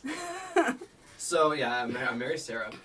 Allie, I'd kill. You kill me? Why Which me? means- Wait, no. You're so gay. You're so gay. No. Ralph. Wait, hold on a second. The reveal. You get fucked by default. Yeah. Just because he wants to kill me. Fucking kill. Who should I fucking kill? Well, I don't know. It's a Who's very you? close call because it's very. I don't think it's a close call. Yeah, One's a I don't man and think one's a it woman. is. Yeah. There's some questions. The first time I met him, I'm like, Yeah, oh, yeah, Are you sure about yourself, Kenneth? Kenneth! I'll kill is there a Ralph. closet you need to come out of? I'll kill Ralph. What I do is before I kill him, I torture him a little bit because that's kind of the thing. See the You're cover up so here? No, he sadistic, wants man. to so kill me. I feel terrible right now because I think that he was like trying to ease us all into coming out. And we're like, no, you idiot, no. No, you only have one choice. This is your only fucking choice. It's like, what do you guys think? Would you be okay if Ain't no party like a West Side party because a West Side party don't shut up. Shut the fuck up, Jesus Christ. I've been doing this for 4 years, and this is the most disrespectful thing I've ever seen in my life. So now do I have your fucking attention? All right, fantastic. Now let's have some fun. I'm Gromy, and you're watching The Gromy Show right here on ZTOTV, and for the first time ever, live music from one of my favorite bands, The Rummage.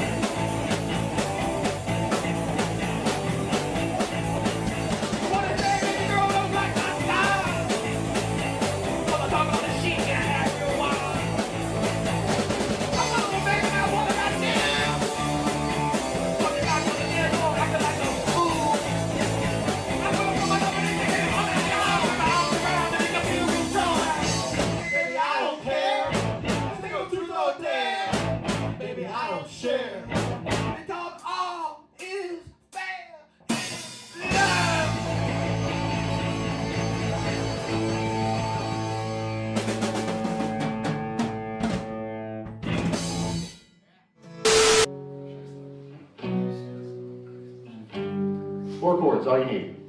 If anything. Art is dead. Art is dead. Art is dead. Art is dead. Entertainers like to seem complicated. So we're not complicated. I can explain it pretty easily. Have you ever been to a birthday party for children? And one of the children won't stop screaming, 'cause he's just a little attention attractor. When he grows up to be a comic or actor, he'll be rewarded for never maturing, for never understanding and learning that every day can't be about him, just other people, you selfish asshole. I must be psychotic, I must be demented to think that I'm worthy of all this attention, all of this money you worked really hard for. I slept late while you worked at the drugstore. My drug's attention, and I'm an addict, but I get paid to indulge in my habits. It's all an illusion. I'm wearing makeup, I'm wearing makeup, makeup, makeup, makeup. Art is dead. People think you're funny. How do we get those people's money? Art is dead. Rolling and go while Carlin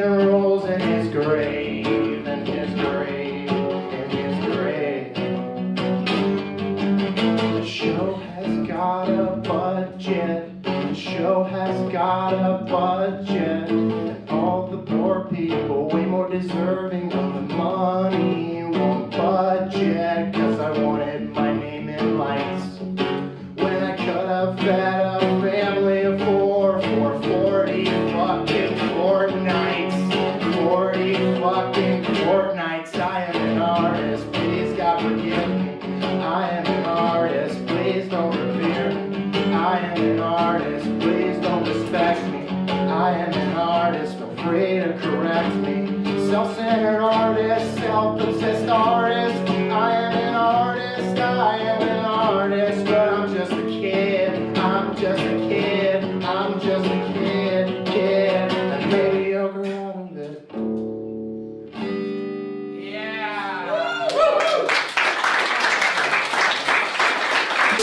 Are you a robot? No. What are you wearing? What was that? What are you wearing? No. Are you a robot? No. Yeah, you are talking to a live person, but I'm using a computer for quality control purposes. So this isn't the Terminator? No. Nope. Nope. Wow. That's Nope. severely denying that Yes. shit. Yes? No? Nope. Yep? I want sex. Nope. Nope. I can't have sex? Whoa! This computer just laughed at me. See. I think I broke it. No. Okay, thanks. You're welcome. What was that? You're welcome. What was... Okay, thanks. Okay, thanks. Bye-bye. Oh, well, she hung up on you. You got hung up on by a robot. Dude! I can't even talk to robots right. What the hell, dude, man? I am screwed when it comes to love life. I can't even get the robots to date me. I can't see him play with fucking cigarette in my mouth. Curse of Corona couch tour. Curse of Corona goes for, yeah.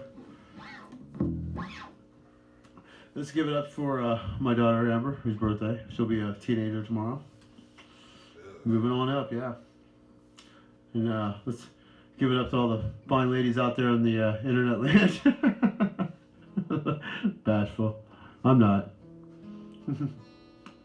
No. It's you know what's really bad about the internet right now? Everybody wants to talk to you, but you can't go hang out with them. It's like spaceman junk or something now. Alright. Well, should we play Wasted Days? You can smoke your cigarette. Well, yeah, I can smoke my cigarette. I suppose I can. I don't want to ruin it for people. We're going to play a few of our hits. Some people would say they're hits. Some people say they're not.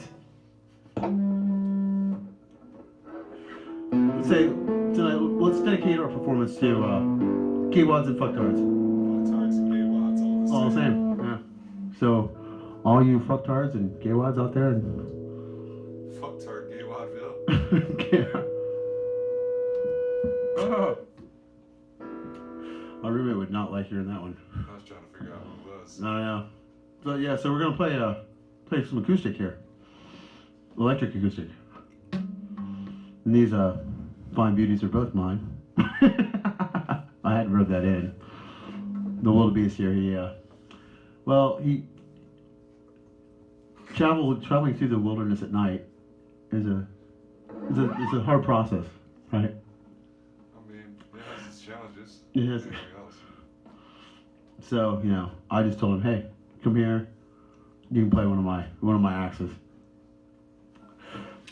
Or you can wear Axe body spray. Whatever. Alright, so let's do a song about Corona, in a way. Kinda.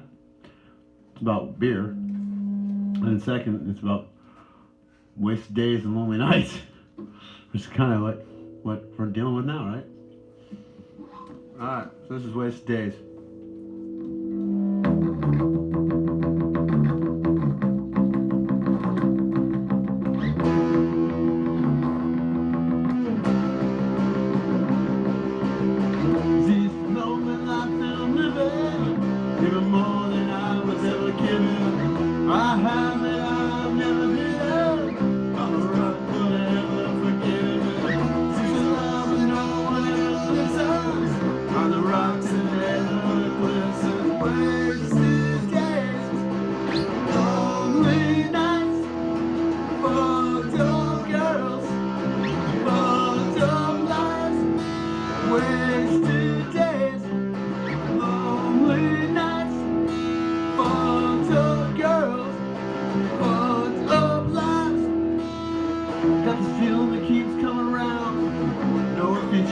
dead in town. Friends together, they always want more. Another sixer and I'm lying on the floor. I can't believe it's the way I'm supposed to be. My depression is slowly killing me. Wasted days, lonely nights, fucked up girls, fucked up lives. Wasted days, lonely nights, fucked up girls, fucked up lives.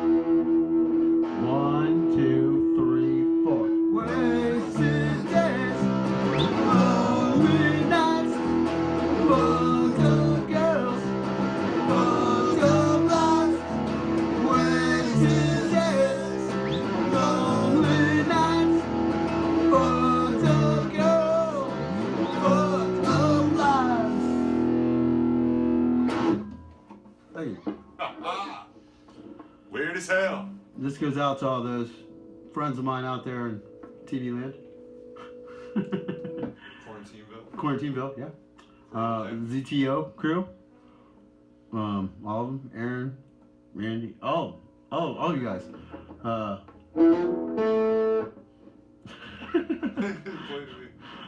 Let's see. Oh, who else? Family. Travis, our drummer. He's quarantined in. Yeah. Yeah. Can't leave. He can't leave his pillow for it. Confined to the dark recesses of the pillow fort. Brought to you by Blue Moon. Once again. Alright, this song's called Z Life. Is what we're living.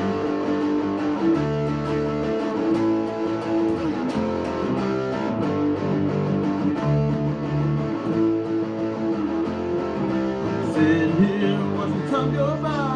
Sitting here wondering why. Sitting here the whole world dies. Sitting here in my own life. Where I sit, where I stay. Not forever, then just for the day. Live my life the way I say. No one say it's a half-assed way. Oh, sitting here watching time go by. Sitting here wondering why.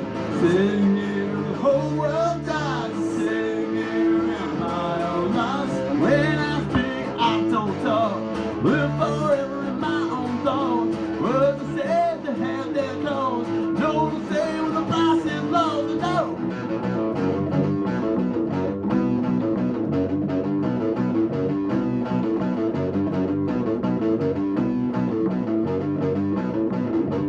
Sitting here watching time go by.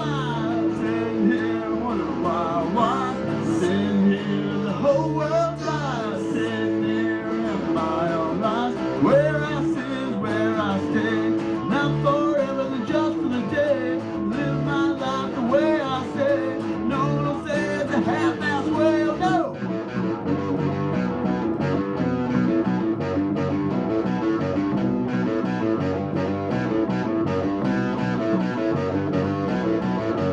Sitting here, sitting here, sitting here, sitting here in my own life.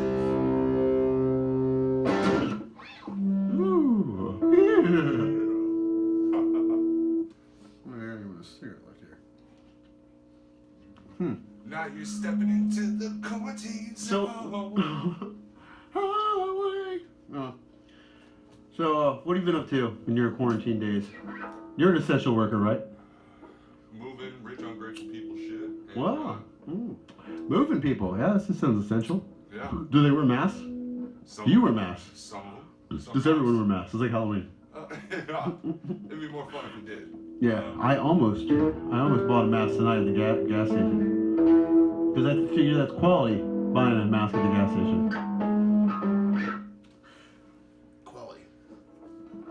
Alright. I don't want to play with the ladder. Slide. Use a fucking ladder slide. On base. Alright. Let's say this one's called Working for Death. Alright, let me move this over here a little bit.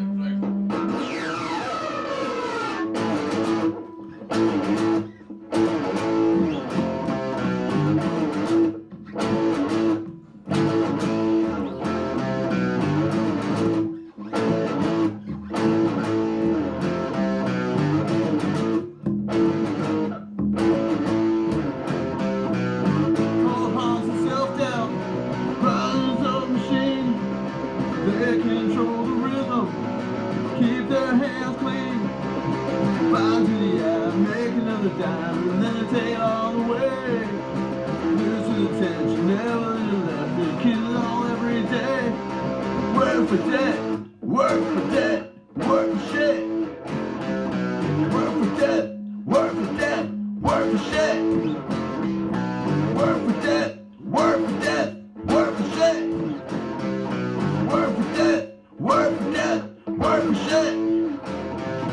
You won't be the reason. Fight by the working bees. They control the rhythm, keep their hands clean. Fly to the eye, make another dime, then they take it all away. Lose to the tension, never let it last, and they take it back every day. Go!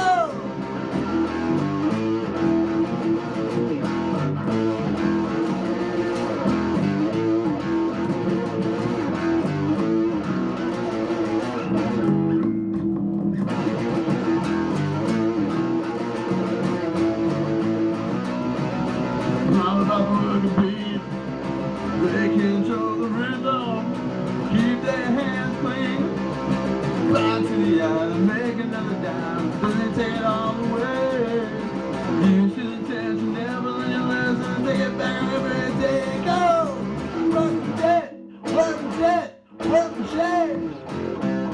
Work for debt, work for debt, work for shame. Work for debt, work for debt, work for shame. Work for debt.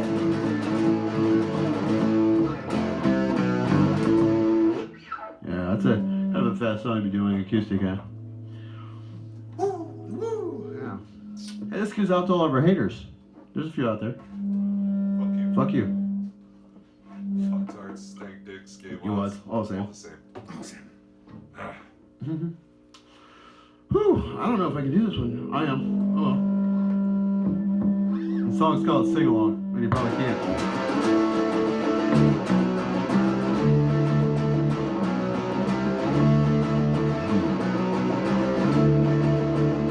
It's getting better, feel it almost every night. I come to my senses, learn from my different life. It gets harder, harder with every breath. Wanna love you forever, but you love me. You were the one, made me feel excited. Now I'm going around in circles, will be my time. No!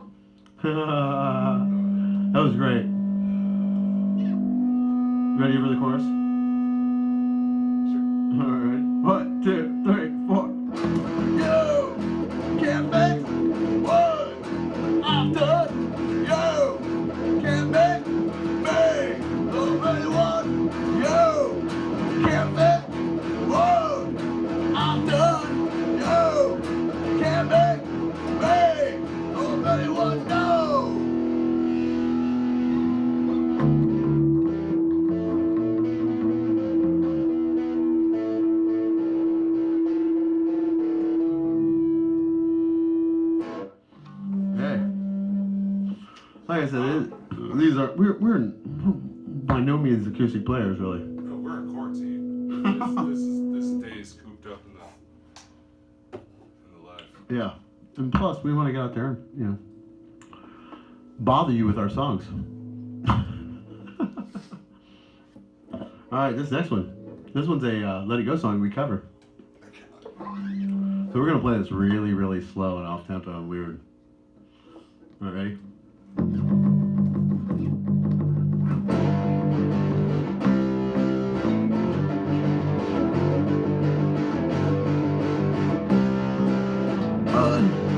Under the full moon, you can't hear who's out under the full moon. You can't hear who's out there, bristling, waiting to change. What's burning in my gut? Oh, yeah. Man, it's always the same when we get a taste of blood. Out under the full moon, you can't hear who's out under the full moon. You can't hear who's out like it's for disease in the mind. Well, romance all truly war. The dark, the animal cries. Wild man stays out the door.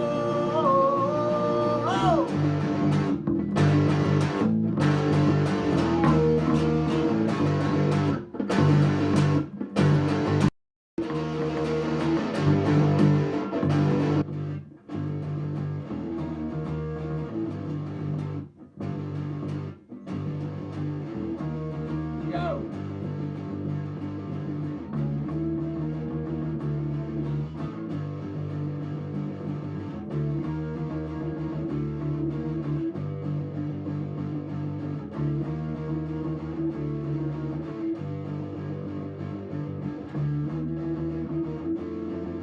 Hair bristles and waiting to change. What's this burning in my gut? This man will always stay when we get our taste of blood. But under the full moon, you can't hear who's out under the full moon. You can't hear me howl.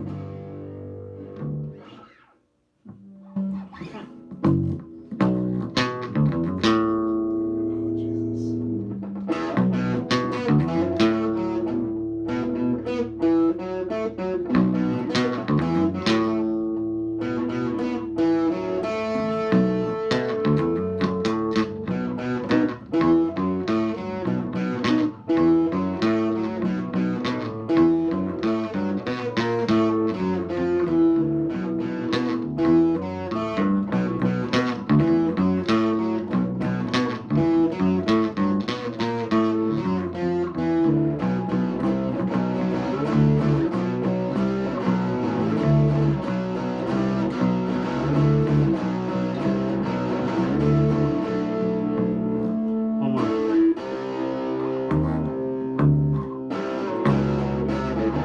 No, it's like this.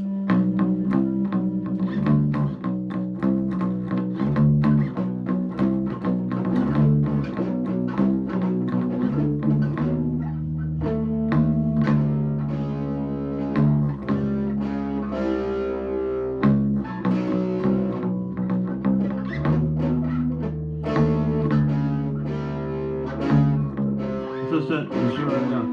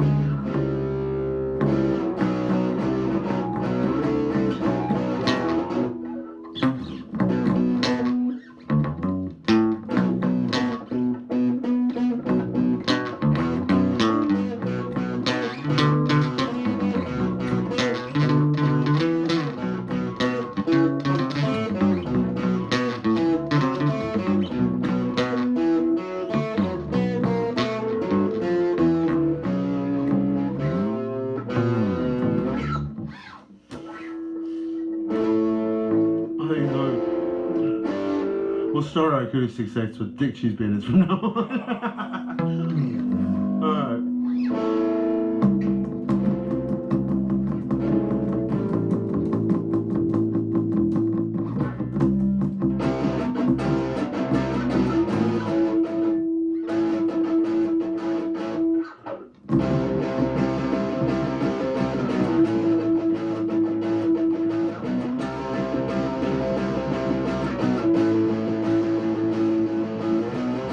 Some kind of love is some kind of hate. Maybe it's in the end of love on calculate. Every whoa, every whoa, every whoa, say whoa, whoa, whoa, oh.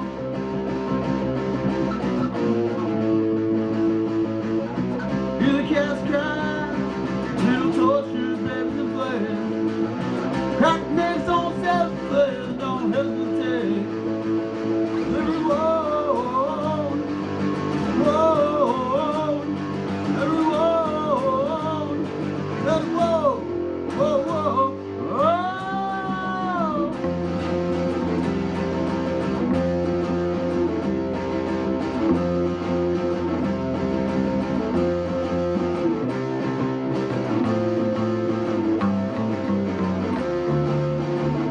Some kind of love is some kind of hate. Gonna tell you all about it now. Make it to the end of love, I'll calculate. Every whoa, whoa, oh, that whoa, whoa,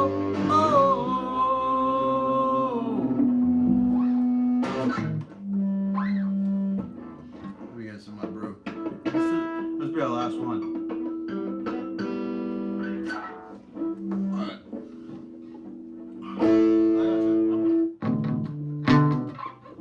Oh my god, huh?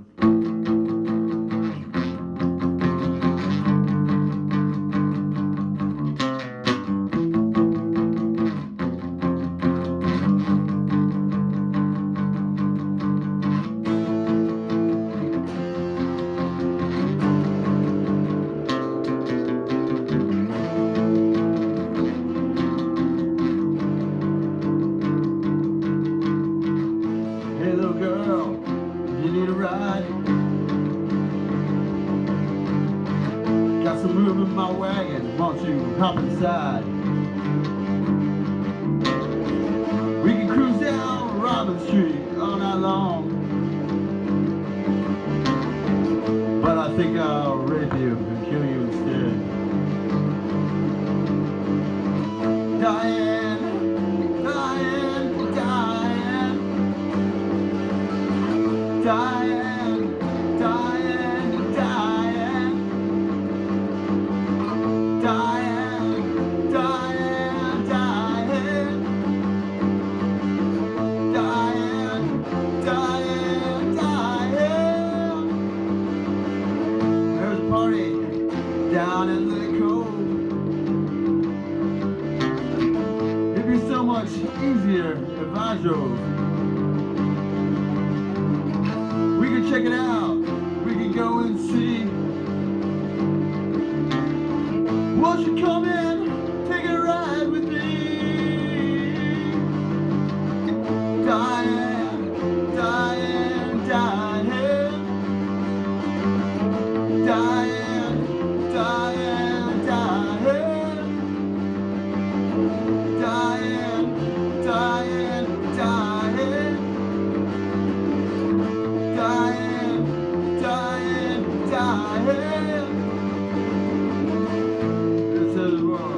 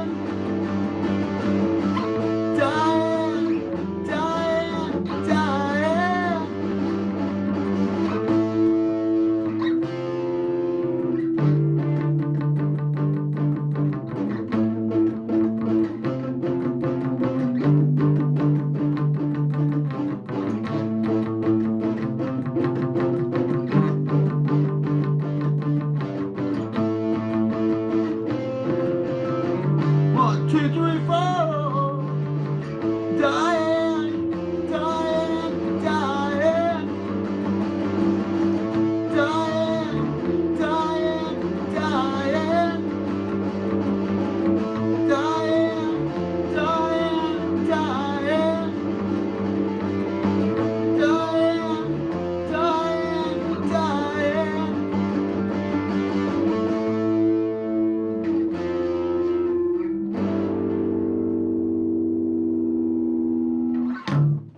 Oh, pretty good.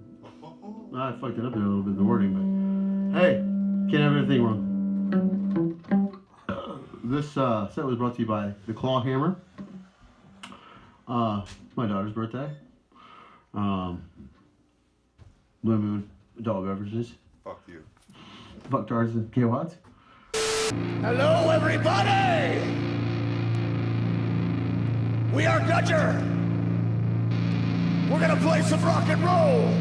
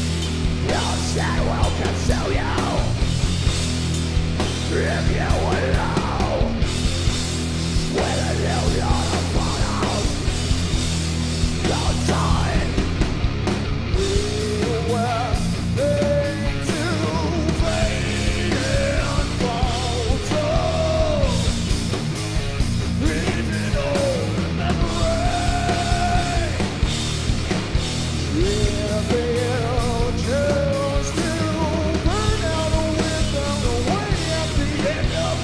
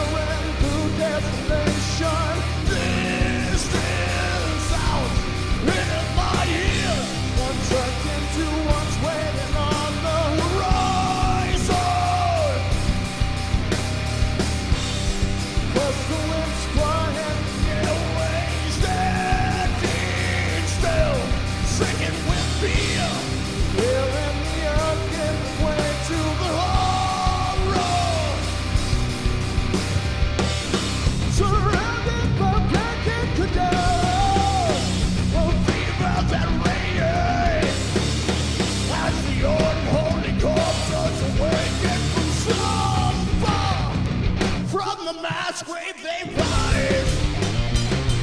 From the mass wave they rise. From the mass wave they rise. From the mass wave they rise. They rise. The storm's flooding the airwaves, staring down straight in the eyes. You're telling how long before it takes hold. Deep in the throes of conversion, the fever that radiates, consumed by this violent transformation. From the mass wave they rise. From the mass wave they rise. From the mass wave they rise. From the mass wave they rise. They rise. The fever is burning.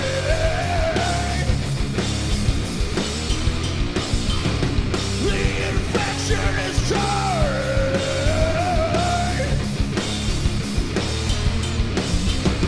Powerless simulation.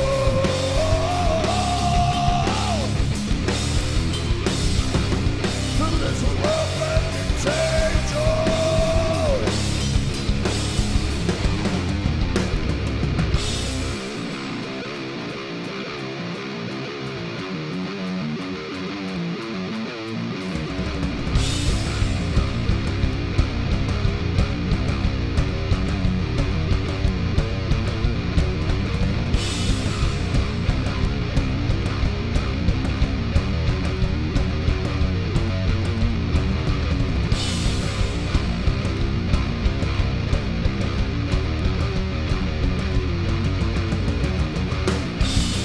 Burning, raging, nobody left you can turn to.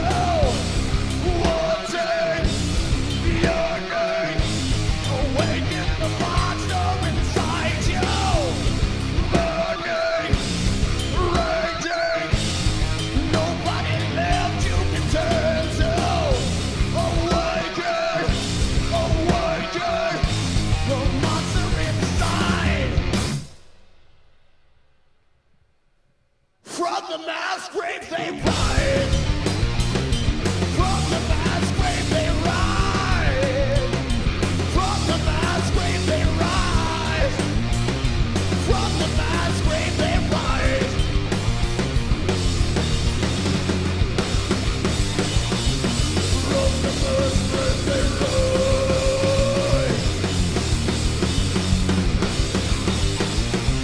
From the mass grave they rise.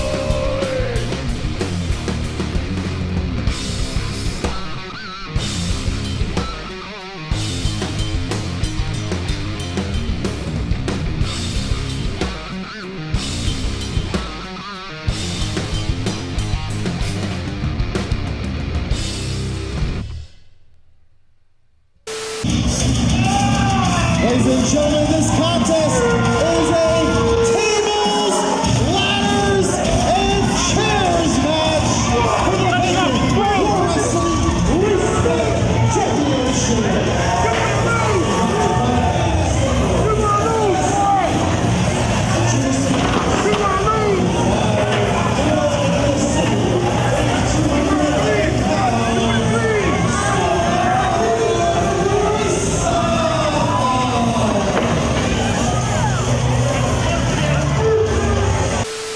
Strength in numbers always wins out. Oh yeah, and Williams brought nunchucks.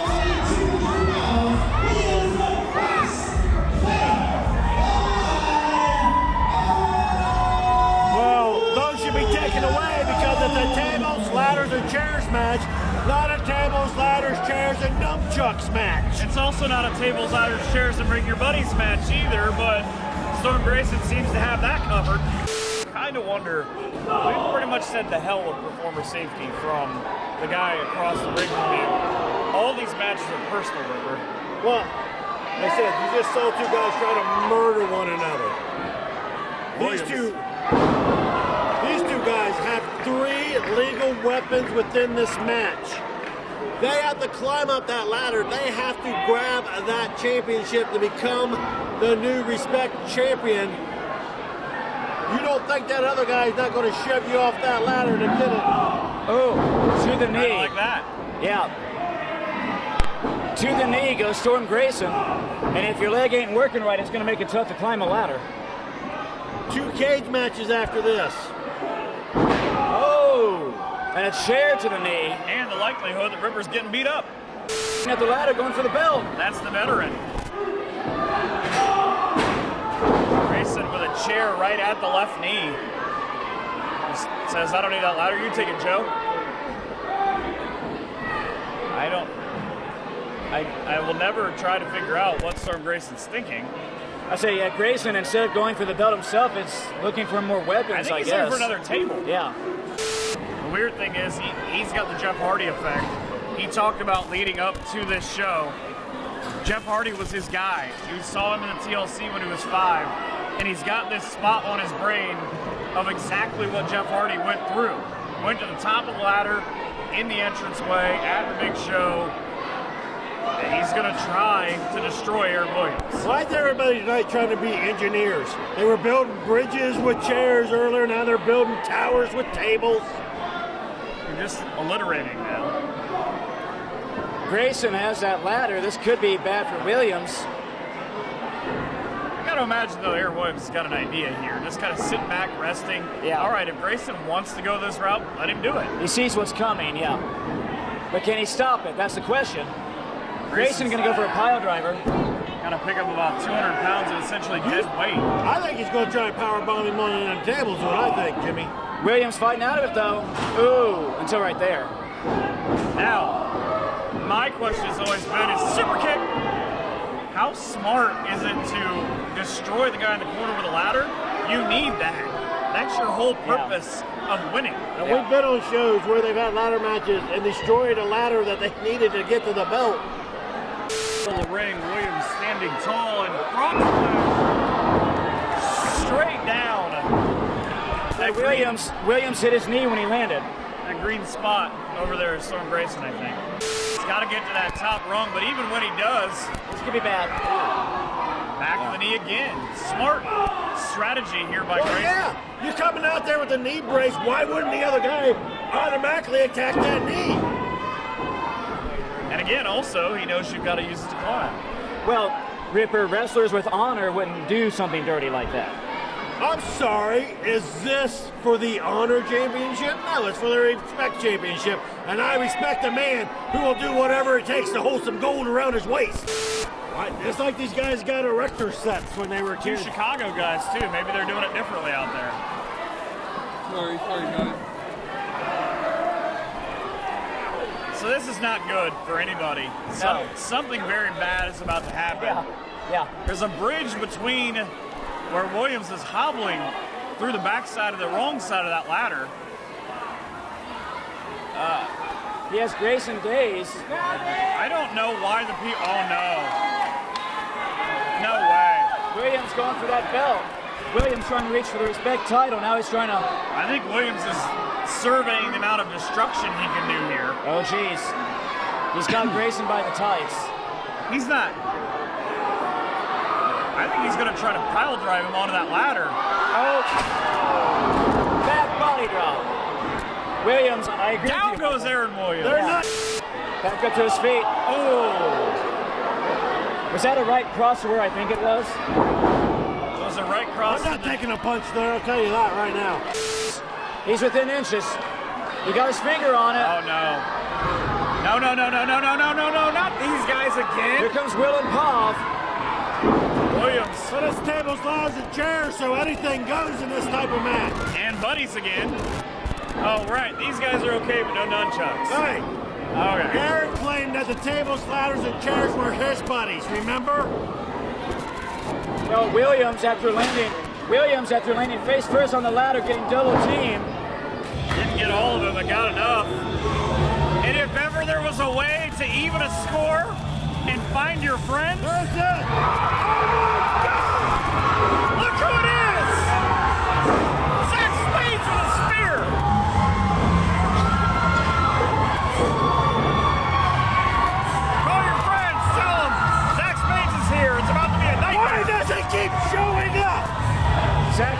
Williams. He's here to help his friend. Spades cleaning house right now, taking care of Will the Setting up. Thrill. And a spear into the corner again. Spades taking care of Pop City now. And trying to help the baddest man alive get up the ladder. He comes from everywhere. He's come out of a casket. He's come out of the back. Who the heck even knew he was here? They both reached the top of the ladder at the same time, Michael. Zach Spades is still knocking dudes out on his way out of the building. Zach Spades. One of them was a small child. Well, I think that was Will the Thrill. Spades making sure Will and Pop can't interfere. Oh! Lord have mercy. Williams, he's got a decision to make. Win or destroy? What's he gonna do? All the way to the top. Aaron, get the belt and then destroy him. All the way to the top. He got it.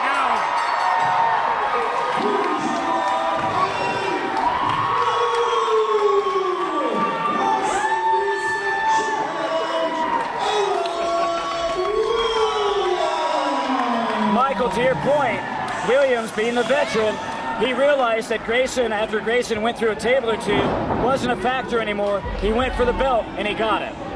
If Team Corruption with a pinfall or submission, they will become the War Wrestling Champion. But if Team Taylor wins, that Taylor will be 5 minutes alone with Ripper Blackheart. This match will start out with 2 competitors in the ring. Every 60 seconds thereafter, another competitor will enter the hold. Once all competitors have entered the cage, the official match begins. In order to attain victory, you must pin an opponent or make them submit. Representing Corruption, Arkansas, at 247 pounds,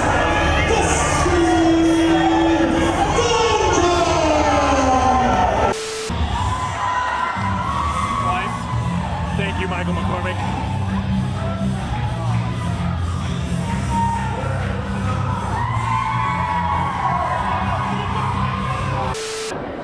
Hell, he brought Gino DiCapo with him. As this will start off, you'll get guys coming in different intervals. 2 young men who have no, and I just called Dusty young. Looks like it on the power side. But he and Jimmy Shane square off. They used to be buddies. And then, again, corruption happened. Well, honestly, Dusty's been buddies with everybody at War Wrestling, and whenever it benefited him. Oh, you keep saying Dusty, but all I'm seeing is a bald Mick Foley. Face first into the cage, now back first into the cage goes Dusty Dillinger. Something a little bit different, too. You see an angry Jimmy Shane. There's not many times, historically, on these shows where Jimmy Shane isn't dancing, isn't singing, isn't coming out telling us about the back street that he's from. But right now, he's 10 seconds away from either being up 2-1 with a buddy or down 2-1 against a very dangerous set of individuals. Certainly looks like a Backstreet Boy.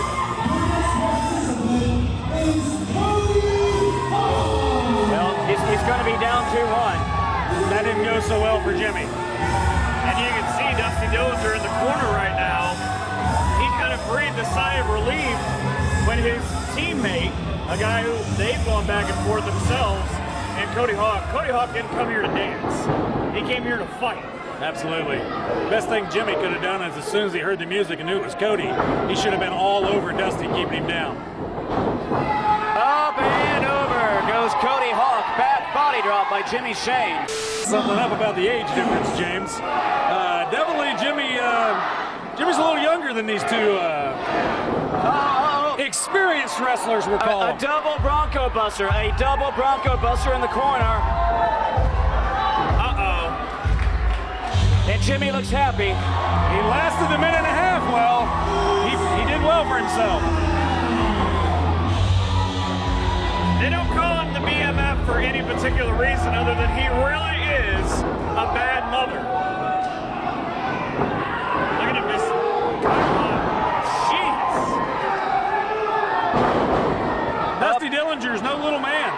He's trying to get out of here. Dusty didn't enjoy that. And Dusty took a mighty fall. This is a guy that does not back down. He does not wear down. And he just split Chiron open with steel chain as his first action in this match. And now he's choking Jimmy's chain with his chain. Unchained Brandon Day. Oh man, double axe handle with the chain. I was gonna say, I thought he was unchained. Game changer. Yeah, that couldn't have went any worse for Jimmy and Cryon. I have always said about him, I heard him best once described as a bowling ball full of rolling knives. He just will come at you, come at you, come at you. And Craig Mitchell, he's not going to wear down. You said the older guys, the younger guys, the mix. One thing that I noticed in this match, which doesn't begin, by the way, technically, until everybody from both teams is in, but Chiron is split wide open. Dave's chain, who, of course, Ripper and Gino back there as well to lock the door. Well, Shane goes face first into the cage. Chiron now is getting a little bit of revenge on Day in the corner. You talk about Craig Mitchell, I think of him as an angry little gremlin. Just a ball of fury. Don't beat him after midnight. No, the ball of fury, and you don't want him to multiply. Now, the door is locked. There's a disadvantage. Mojo's going to have to climb into the cage or rip the door off. Well, he ripped the door open, partially. Mojo McQueen trying to get into the cage is not able to as of yet. He might have to climb over. They can just let the younger two take care of business while they rest up. Ripper just attacked Mojo from behind. Why? Because that's the only way he does things. What do you do, exhale and shoot him with a button? So Jay Cortez trying to unlock the cage. Matt Taylor doesn't need the door, he can go over. That cage is still partially chained though, the referee trying to get it undone. The champ's here. Again, decked out in all white. 3-year champ from what I heard earlier. He's been impressive. Again, really, he's had issues with everybody in and around the ring as Taylor climbs up to the top. But remember a year ago, at the anniversary show, Mojo on the outside on the opposite end, being knocked down. It was Chiron he was fighting a year ago. Right. Those two settle their differences now on the same team, but Mojo, I guess, was the answer to who's the extra guy. Meanwhile, Craig Mitchell trying to break the fingers of Jimmy Shane on the inside of the ring. Well, wait a minute, guys. 2 ladders have now been brought by Taylor and Mojo, one on each side of the cage. They still have to successfully get over the cage whether they get up there or not. Yeah. The only chance Ripper has in that 5 minutes is that it takes Matt Taylor 5 minutes to peel that jacket off of him. Something bad is about to happen. Cody Hawk climbing up to try and block Taylor. Brandon Day now as well. Jimmy Shane in the corner. Oh! Day falls unceremoniously on the ropes. Down goes Dusty. Matt Taylor's got an opportunity. Get in there, man. He's going to fly. Somebody lost in that elbow pad. He's on the top, 20 feet high. Cross body. Out of the way quick enough, and he ripped it right out of the hinge. Door is open. Super kick party. It was a super kick party by Taylor, and now here comes the Voodoo King, Mojo McQueen. Now, are we still 4-on-2 with the other 2 being out, or are they going to be able to get back involved in this match?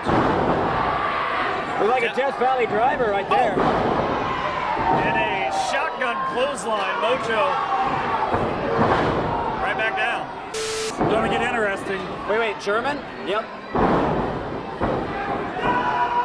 Oh, look at Not Chiron, very effective. Look at Chiron. Pretty sure that you just pissed him off. Yeah.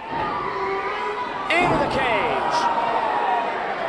That's a 260-pound individual he just did that. Oh, and he got speared in half.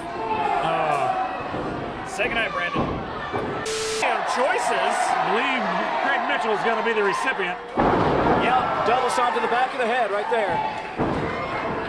I bet you, One, two, and 3. it. Wow, that went a lot quicker than I expected. I bet Ripper's sweating a little bit. Look what at do you Ripper think? backtracking. Yeah, mainly because of that ridiculous outfit. Mainly because of that ridiculous coat. Bad things are about to happen. Security going after Ripper. Oh, wait. Oh, It's the we got Hall some of Hall of Famers. Famers helping out. It's the Hall of Famers. Dean Jablonski and Matt Stryker escorting Ripper Blackheart back to the ring. And he's lucky Matt Mason left. Because otherwise he would be eating a super kick in addition to the one he's probably about to eat. Well, Dusty just exited the ring. Now goes Corruption. And now Cody. They'll get there. They got their wheelchairs waiting. Jablonski and Stryker earlier on inducted into the Hall of Fame. As you know, Mr. Dementia, they too wrestled here at War a long time ago, and they got inducted earlier on. They have now helped throw Ripper Blackheart back inside this cage with no escape. And you know he ain't climbing out. No.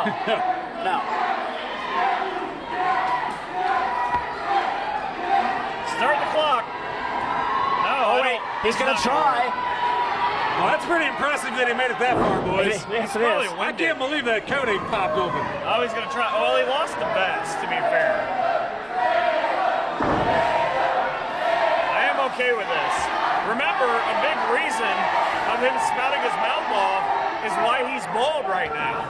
Listen, him spouting his mouth off for all these years is the reason he got escorted back to the ring by Dean Jablonski and Matt Stryker. He's been irritating people here for as long as War's been around, just about. Has he made peace with it? Is he suicidal? It seems as if maybe he's gonna fight. I gotta be honest with you, I want to call and get him some help right now. Those seem to be suicidal thoughts. I want to make sure he has someone to talk to.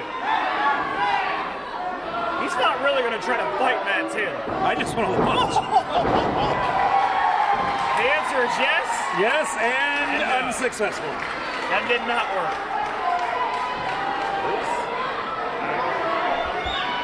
James is leaving. It's gotta be. I think he wants to see this up close and personal is what the deal is. Maybe he's gonna do an in-the-ring interview with Ripper Blackheart. How do you think that's gonna go with Matt Taylor's foot in his mouth? It's not the first foot he's had in his mouth. They have thrown in a chair. You know the best part about this is these fans are so sadistic that they love every single second of this. Ripper has lost his hair in this ring. Ripper has lost his dignity in this ring.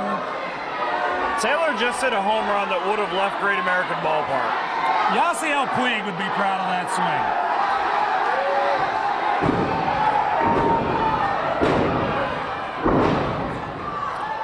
And listen, for your younger viewers, this is called karma. I've beat Ripper up in that War ring multiple times myself, but never a beating like this has he taken. Has different personalities, I believe, too. Yeah, maybe. Ripper is,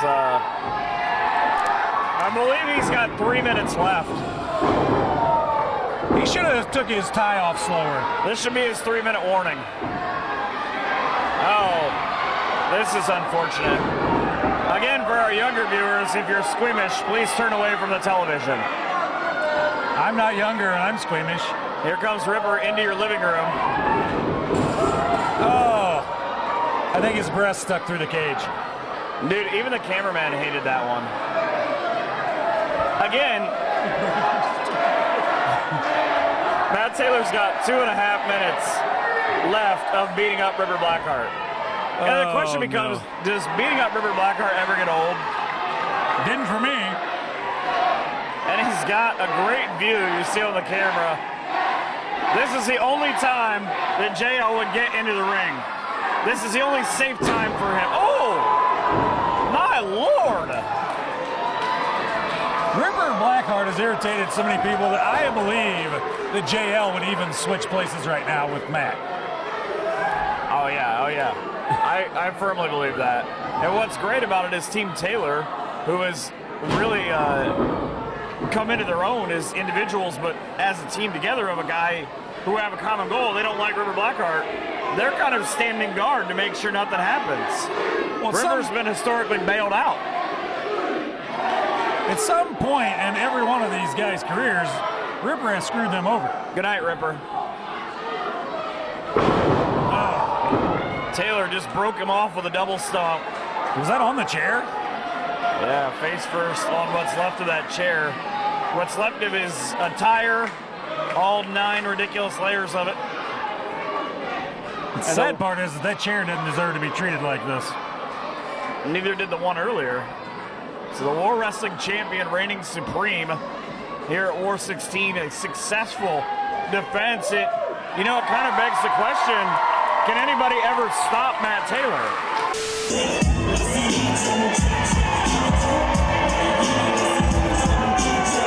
Here comes the champ.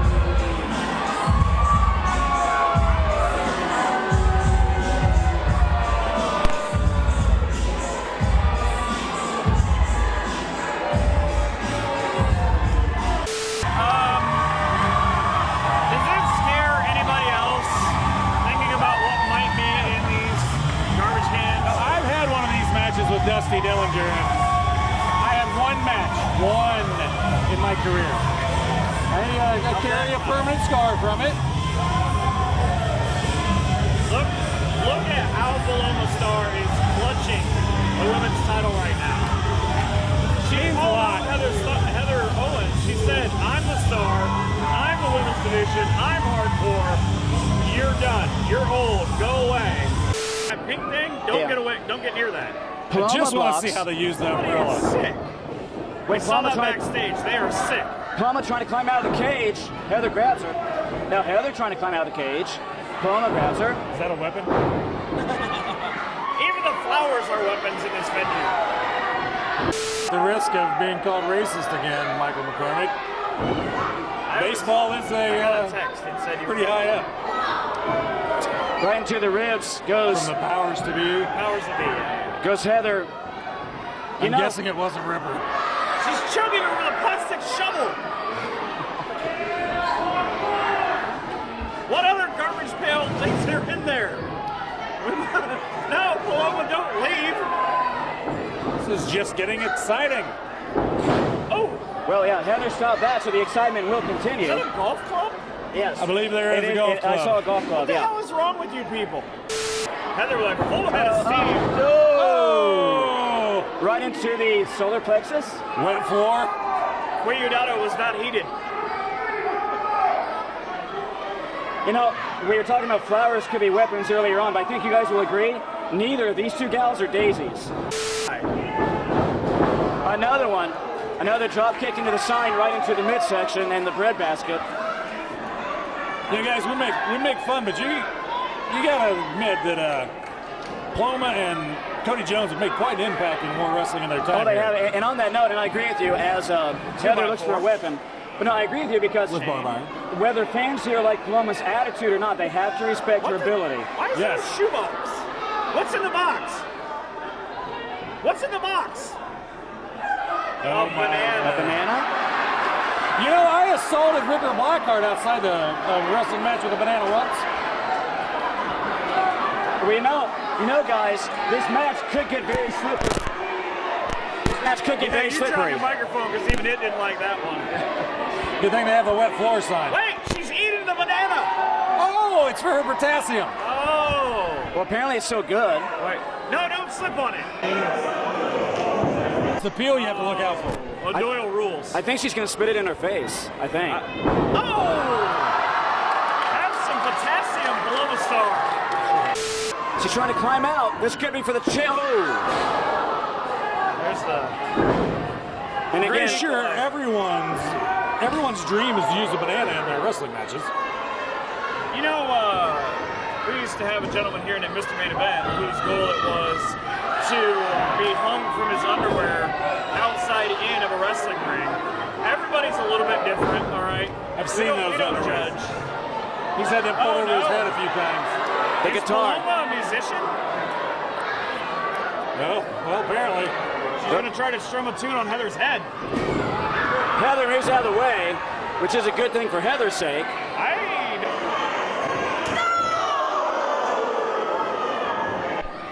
Ooh, the kendo stick. Not a friendly apparatus.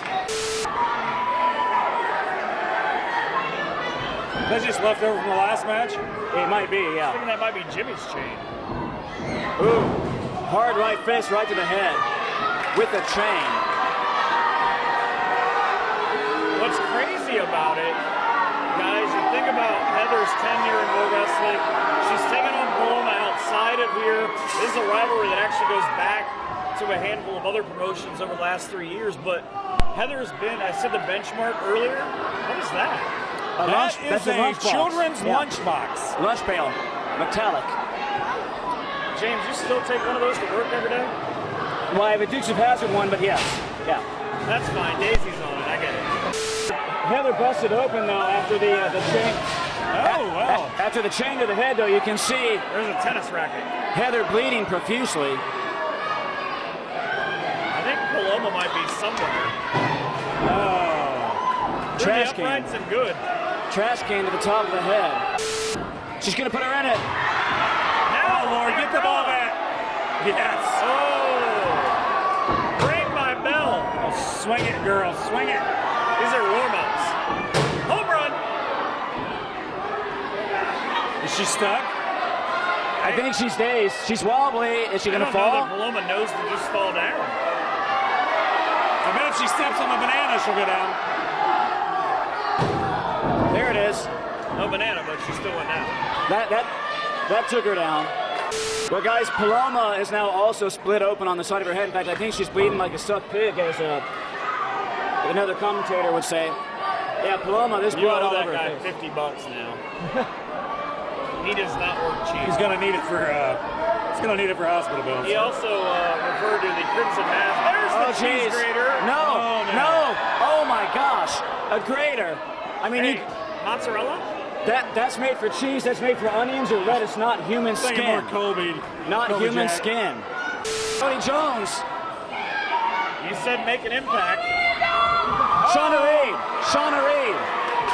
with the kendo stick. She's beating Cody Jones with a kendo stick. Run, Cody, run! Is Shauna Reed swinging the kendo stick, or is the kendo stick swinging her?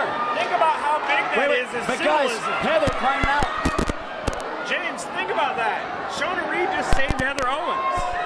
After all they've been through. Sit down powerbomb. Right.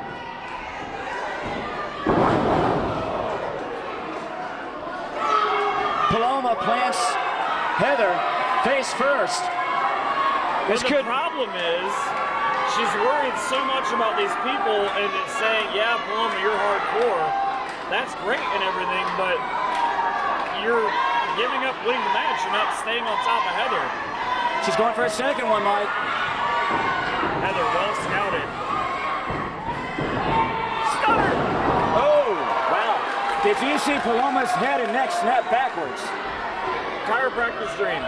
This is a back and forth match here, fellas. You know, saw a chiropractor in the front row over there. Yeah. I bet he came in after Cody Jones. Oh, wait, match. Heather gets it. Heather wins. Heather wins.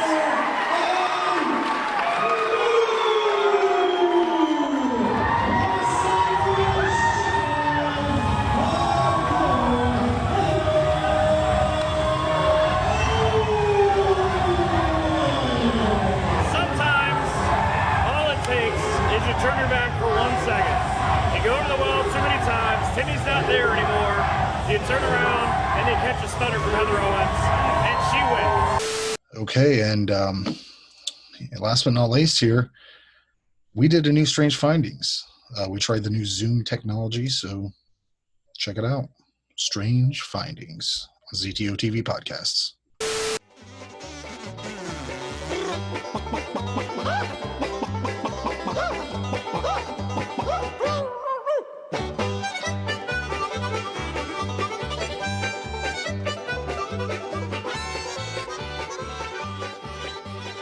All right, everybody, welcome to Strange Findings. Oh, from the wasteland. Oh, God. I'm Frank, and this shark-haired gentleman is Ray McGuff, the Lord of the Wastelands. I just decided to do this right before we started. So for those just listening to this, he's really got a do going. It's his new wasteland look. It's the apocalyptic age, and it was getting a little out of control. And instead of going fully bald, I just decided to do this. Yeah, it's going to be real weird when we go back to regular life, if that ever happens, and people, have these weird hairdos going on. I mean, nobody ever thought about this ahead of time. Let's close down all the barbershops. Oh, well, that's weird because society built a whole thing around me that have a fucking certain hair. Right. Well, I saw a thing the other day. Somebody said, "Why isn't the DMV an essential service, but liquor stores are?" And I'm like, well, because the DMV only matters as long as the government says it does. So once they stop giving a shit about it and wanting to take money from people, it really doesn't matter. Nobody's itching to go get a new license, Right, but the liquor store has got to be there to subdue us. Right, or else people I swear to God, it wouldn't take but a week. But if you close the Hardin County liquor store, the only one in the county, the windows at Rite Aid will be broken in a week, if that. I think probably less. I don't know. Oh yeah, because just like last night, I was losing my fucking mind. I've watched all the movies. I played every video game I wanted to play right now. And I'm sitting here, it's 11:30 at night. And I'm like, what the fuck else am I going to do? So I broke out my bottle of rum, made a few mixed drinks, played some records, read some comic books. Yeah, you got to have something, Yeah. You got to have substances to use. I was just drunk enough to go to sleep. I like how you keep checking out your hair at the camera. Yeah, it kind of looks cool. I kind of like it. Yeah, it's nice. It's a nice look. Anyways, it's kind of hard to find news stories that are weirder than what's going on in the world today. But we're gonna do. The original idea for this was we were gonna pick all. We started out with the idea of Florida Man articles, right? And then we decided a lot of people do Florida Man. Let's try Alabama Man because that sounds like there would be a lot of crazy shit there. Well, when I went to look for my articles, I found nothing but death, child molestation, horrible dark things, and a few articles that I picked. Did you find Alabama Man articles? I found 3. I had to go through a lot. Like you're talking, I was going through depressing shit, and I had to take a break. That's how long. I got the first 2 pretty quick, and that last one took me a while.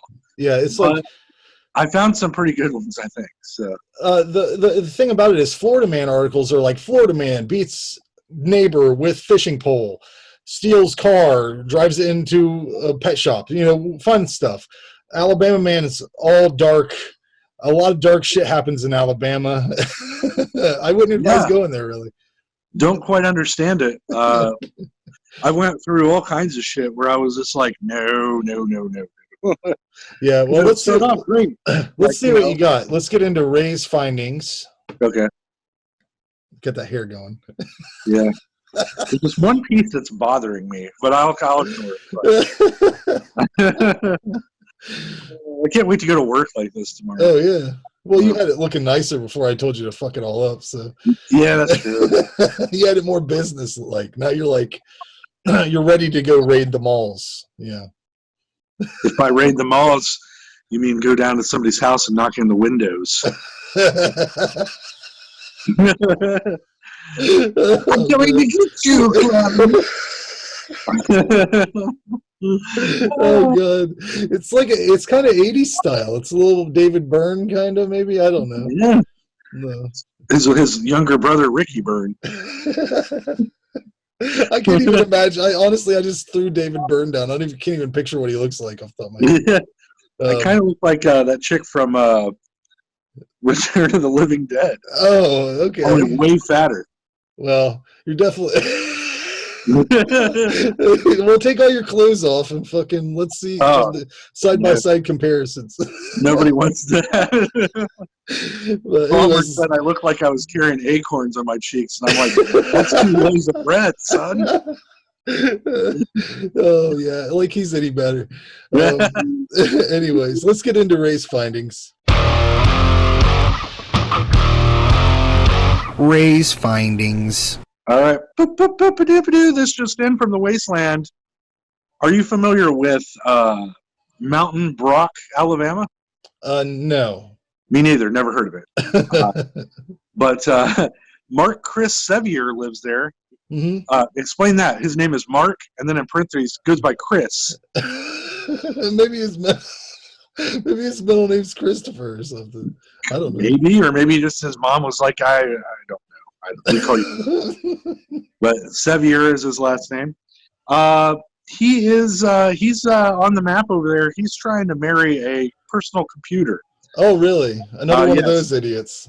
He says that he filed a lawsuit because they say that he can't, and it's infringing on his constitutional rights. He says that if people can marry each gender, that he can marry his PC. Okay. He's also once pulled this in New Mexico, where he lived for a brief period of time, where he once tried to marry a metal object in a New Mexico desert that looked quite like a female vagina. Oh, okay. But it was made of metal. What? This has been happening way too much with people wanting to marry dumb shit. There was a guy that was I think he got married to a sex doll, like one of those actual sex dolls. Oh, yeah. And then there was that one girl that married like a zombie doll or something like that. Do you remember that story? Yes. There was a woman that fell in love with a fucking plane. There's all kinds of shit like this. I don't understand it at all. There's one guy in Japan I read once who he had a hologram of one of those little tiny what they like over there, like those little tiny schoolgirls. Oh, yeah.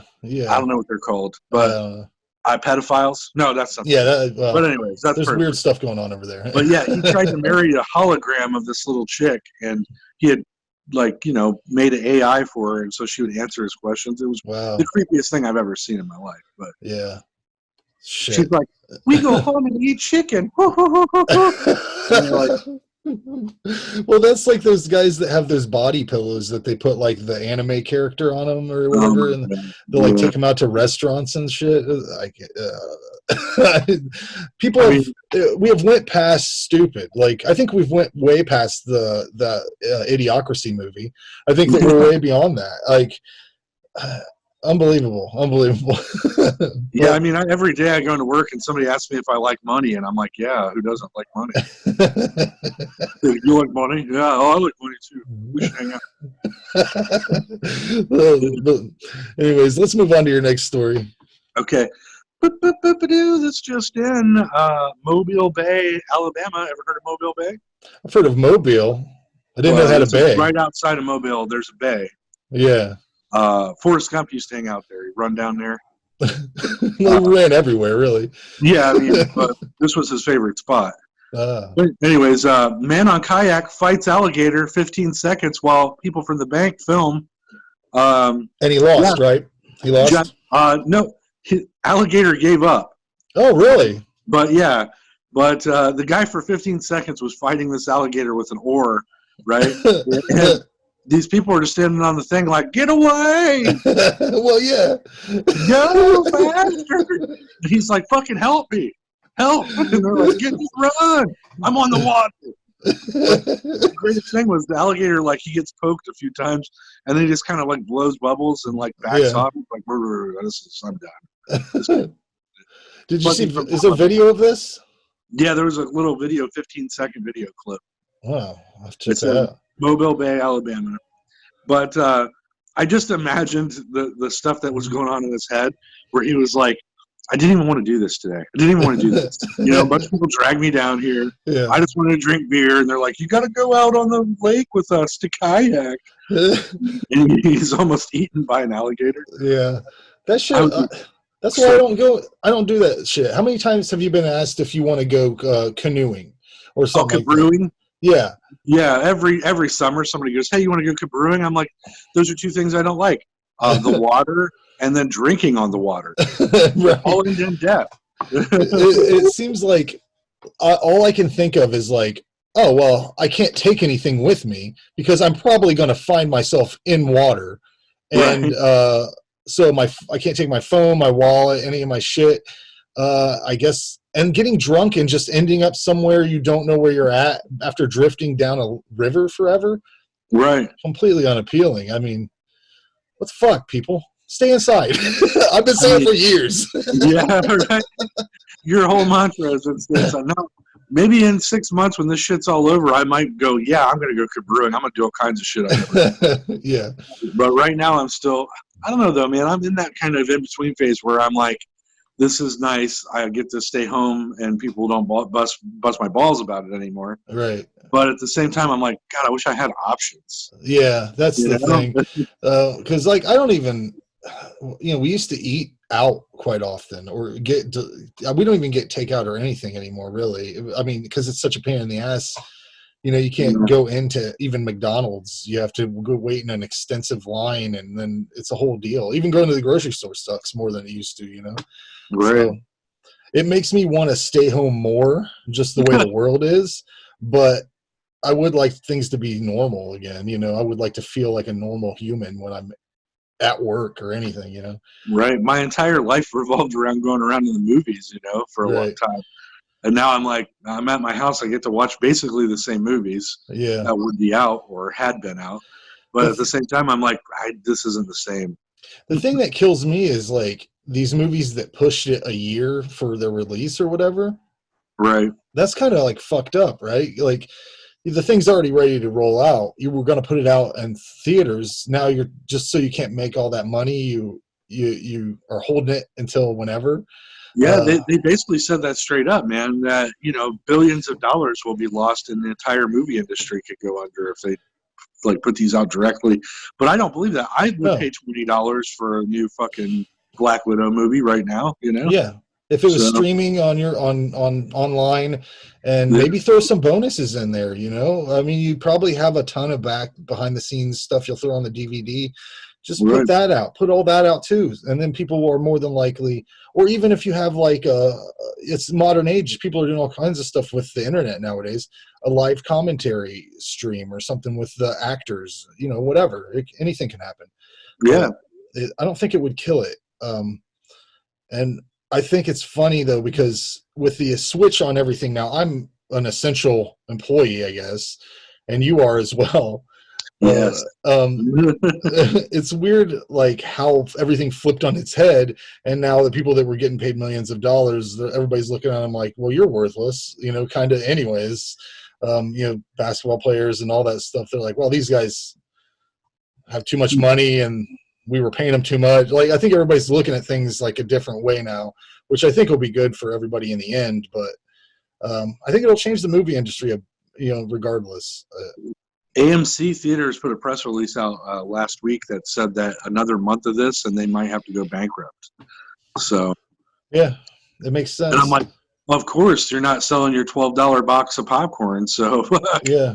But I mean, I think that the movie industry could still exist if everything wasn't, gas went down. Why wouldn't everything else go down in price? I mean, just be more economical with it. I think it might be good for guys like us, Frank. Like, oh, yeah. It'll take out, let's say this drags on and it takes out big chunks of these fucking corporate pieces of shit, right? Not the virus, but the business end of it, right? And then, so now guys like us are left to fill the entertainment void.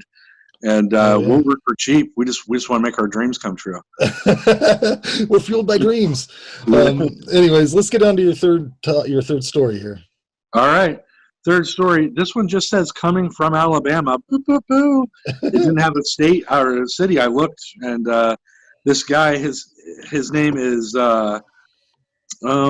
Dr. Chris Harrison, and his company is Vestiva Hills Chiropractic. So maybe I could dig in and find the city, but I didn't really want to. But he has a no fatties policy, Frank. Oh, wow. That's a shame because fatties are nice.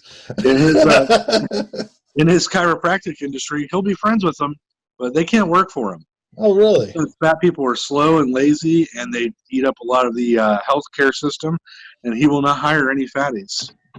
So a barely doctor is making – I mean, chiropractors are barely doctors. I believe they've been I think most of the medical profession looks at chiropractors as like carnies. I don't know. I once had a hip issue where I popped my hip out of joint, and they had to pop it back in at a chiropractic place, and then I had to go there for physical therapy. Yeah. And they actually really helped me. Yeah. But overall, I think for the most part, The work they're doing is just cracking your back. I mean, I don't know. I don't know what I'm talking about, but they wouldn't give me any pain pills, so I was pretty mad I about don't think that. they have the capacity. Oh no, yeah, they have those state regulators. I was like, just give me something to sleep. You don't got like extra strength Tylenol or anything, Yeah. you know? Well, they regulate everything so hard now. I know a lady who's keeps trying to get her anxiety medication, and she has to go through all this bullshit. They're like recommending yoga to her and stuff. I'd be like, if I had to go to a psychiatrist, which they made her do, and talk to them for however long about whatever the hell they want to, just to get this pill that makes me feel normal. And then they recommended yoga to me, I would fucking laugh in their face. That's ridiculous. I mean, why not recommend crystals or fucking, I don't know, Reiki?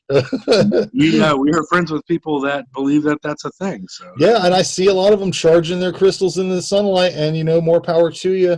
Yeah. Faith's a crazy thing, whether you have it in rocks or the Lord. It's up to you. What about the Rock Lord? I'd like to combine them too. That's even better, the Rock Lord. Yeah. I think I have faith in the Rock Lord.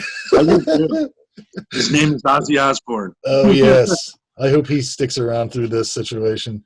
But I said to my wife today, I was like, if Tom Hanks and his wife are healthy now, I think that if we caught this thing, we would be fine too. So that gives me like some sort of, I feel like I'm a little bit younger and healthier than Tom Hanks. I don't know. Maybe that's wrong. Well, Tom Hanks has something that I don't have, which is a large supply of endless cash. Oh yeah, that's true. So that they'll wheel me in and look at my insurance provider and be like, "Oh, that's enough." Hit the door. He goes over there in the hallway. Yeah. Yeah, somehow he managed to get from Australia back to California through this whole thing. So he's got abilities that we don't He's have. a beloved figure. I'm not beloved. Yeah. I don't know. I've never even said that word out loud before. Well, I think you're beloved in our realm of friends. But let's move into my topics for this episode.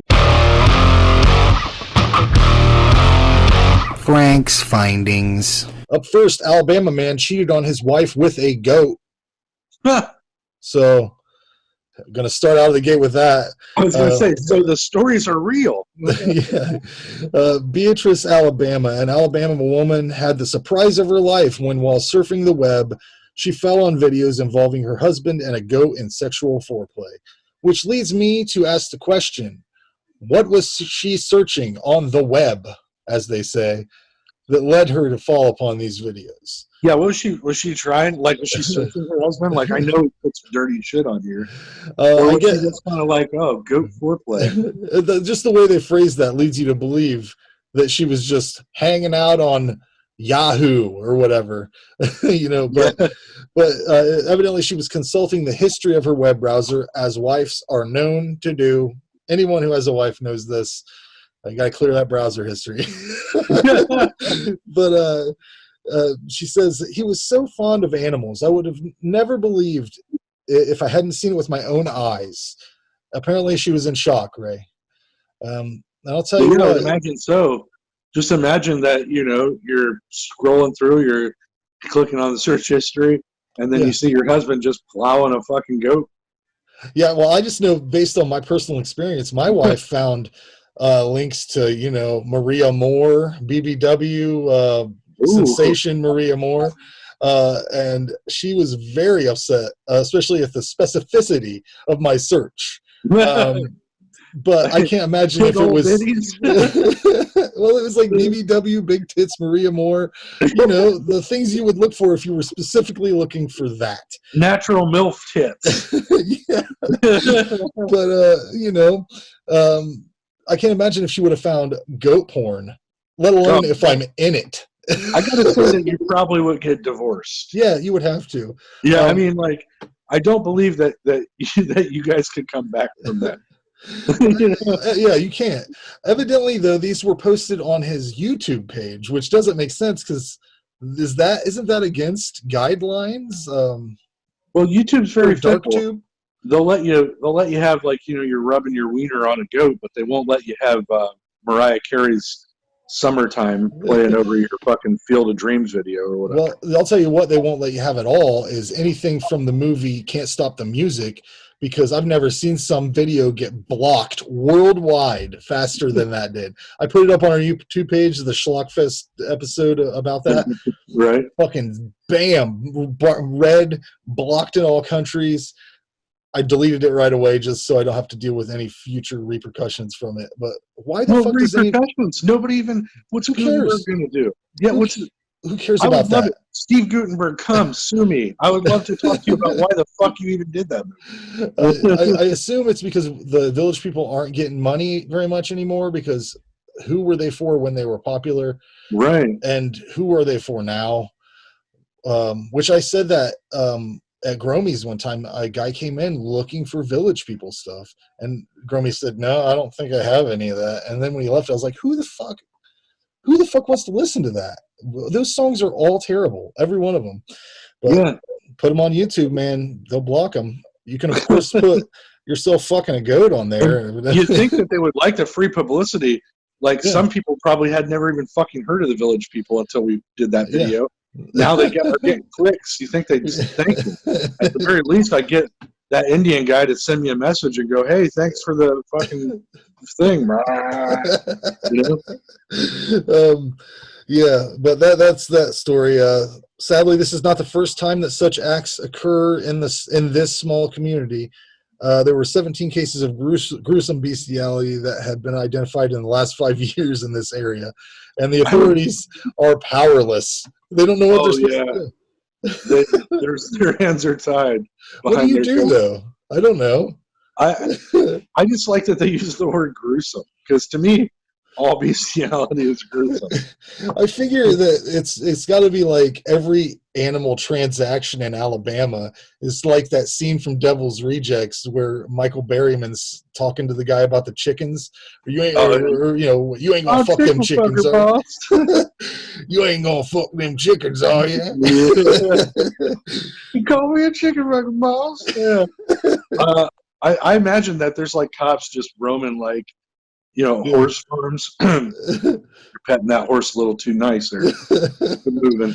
Yeah, I see you petting that sheep with them shorts on there, Larry. You better keep them on. I know what happened last time. Amen. And them baby chicks, you've been rubbing their heads weird. Don't let me catch you putting them up your butt later. Anyways, that's all our Alabama accents, folks. Don't let you catch them putting them up their butt. Yeah. I don't even know. I can't even imagine. Louisiana Cajun. It's all the Don't same. be putting them chickens up your butts now, yeah.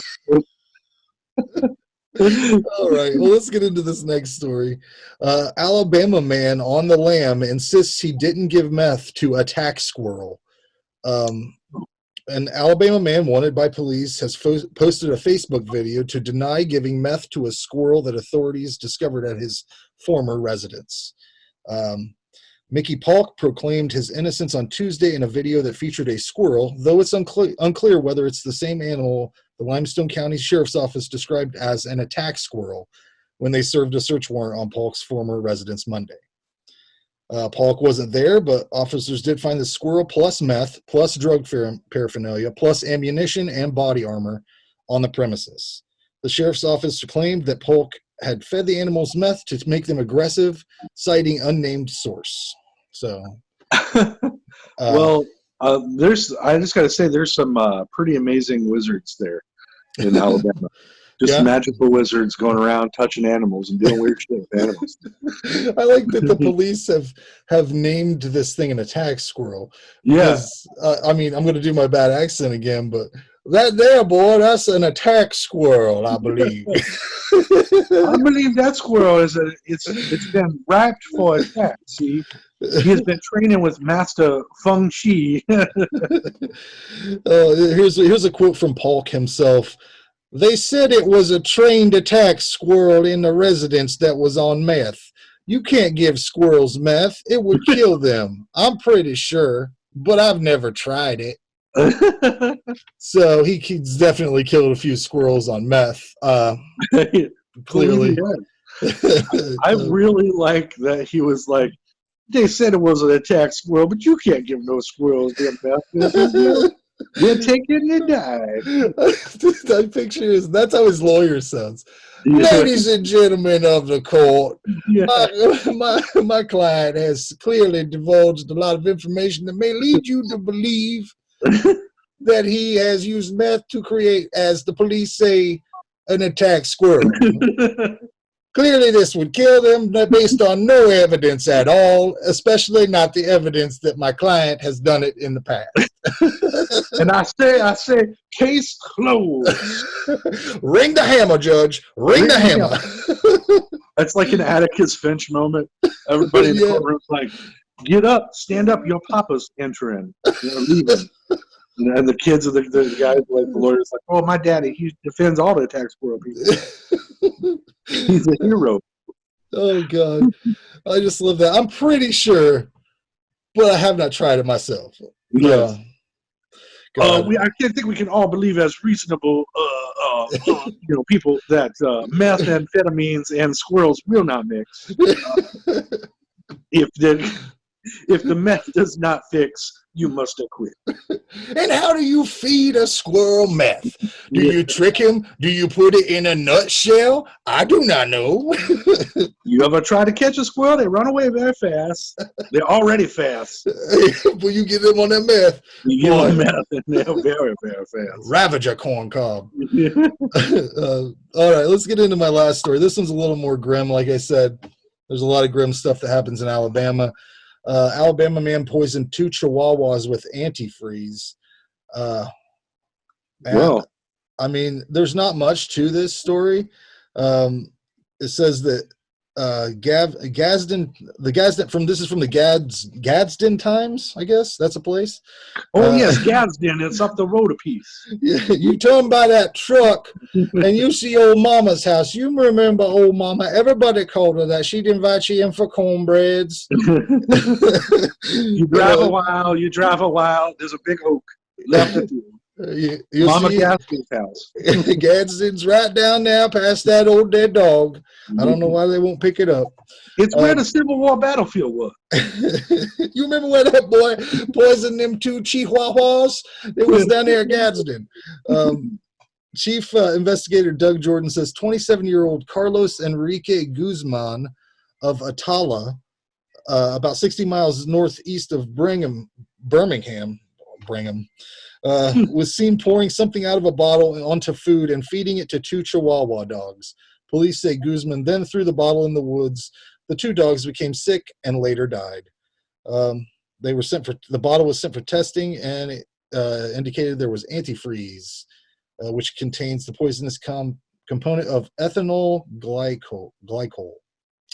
So he's looking at the first-degree animal cruelty, $5,000 bond.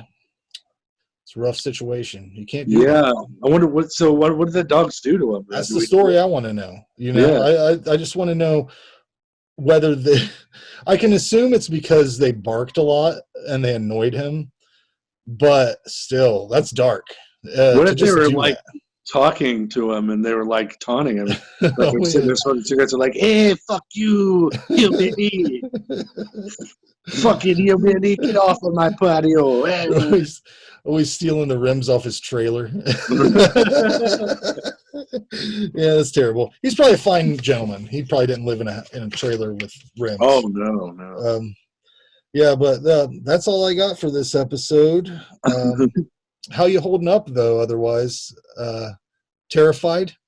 Look at me, Frank. Don't I look healthy and ready to go?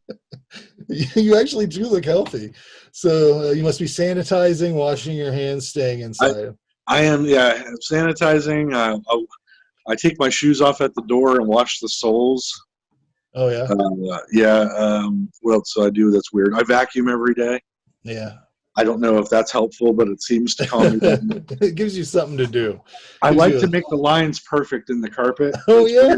You go back and forth like you're mowing a yard. Yeah, it looks nice. It looks like somebody just moved in here. Well.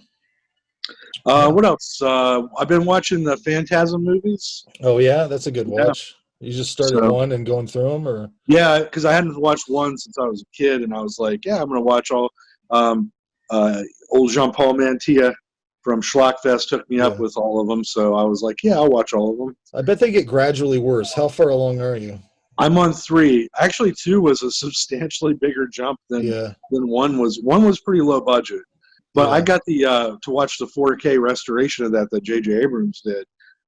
So like every little detail is more visible because of its 4K. You know, so that movie's one of those that I remember. I didn't see that until I was like 16 or 17 or something like that, but it scared me at the time, and I think it was because I didn't know what was going on in it, and it seemed like, I don't know, it's just a cool world that they've built. And yeah, they really did. The mythology is what gets me. Like each film so far has built upon it more. Like, you know, at the end of the first one, not to spoiler alert, if you haven't seen it, came out in 1979. You know, I mean, fuck off. I can't really do much for you. But you know, they realize that he's building an army. This guy, this tall man, for different worlds and out of these dead corpses, which is just amazing, right? Right. And because I remember I saw it, I was like 12 or 13, and it was on one of those channels like TBS or something, really late at night. And I only saw it from the part where the ice cream truck tips over. Yeah. So I'd never even seen the whole thing until last night. So yeah, it's a cool franchise. We watched one of the the more recent ones for the horror show, and I kept asking questions that I think were answered in previous films. So it made me want to go back and like watch all those. Yeah.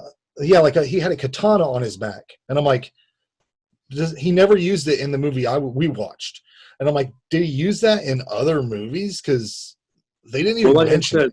I'm coming up to 3, and I don't remember a katana so far. It'd be funny if they just gave it to him. Right. Never used it. It's just part of the character, I guess. he's a scary dude, you know. That's what's cool about it. Yeah, a tall man, you know, because when he shows up, like he's like, boy, you know, just yelling across the. And you're Angus like, Srim. Yeah. Yeah, I heard a weird bit of trivia about him, but I can't remember what it was. Like he had some side gig that he was doing that was like really out of character for what he is. Like I can't think of what it was. Damn it. I just heard it the other day. It's one of those things that fucking went in my head and immediately went out. So I guess it wasn't that important. Well, that's pretty cool. And then I'm also gearing up. Here's the thing, Frank, and since I've known you, you're the first person that ever got me to watch Texas Chainsaw Massacre. Yeah. Okay? So we're gearing up for that, you know.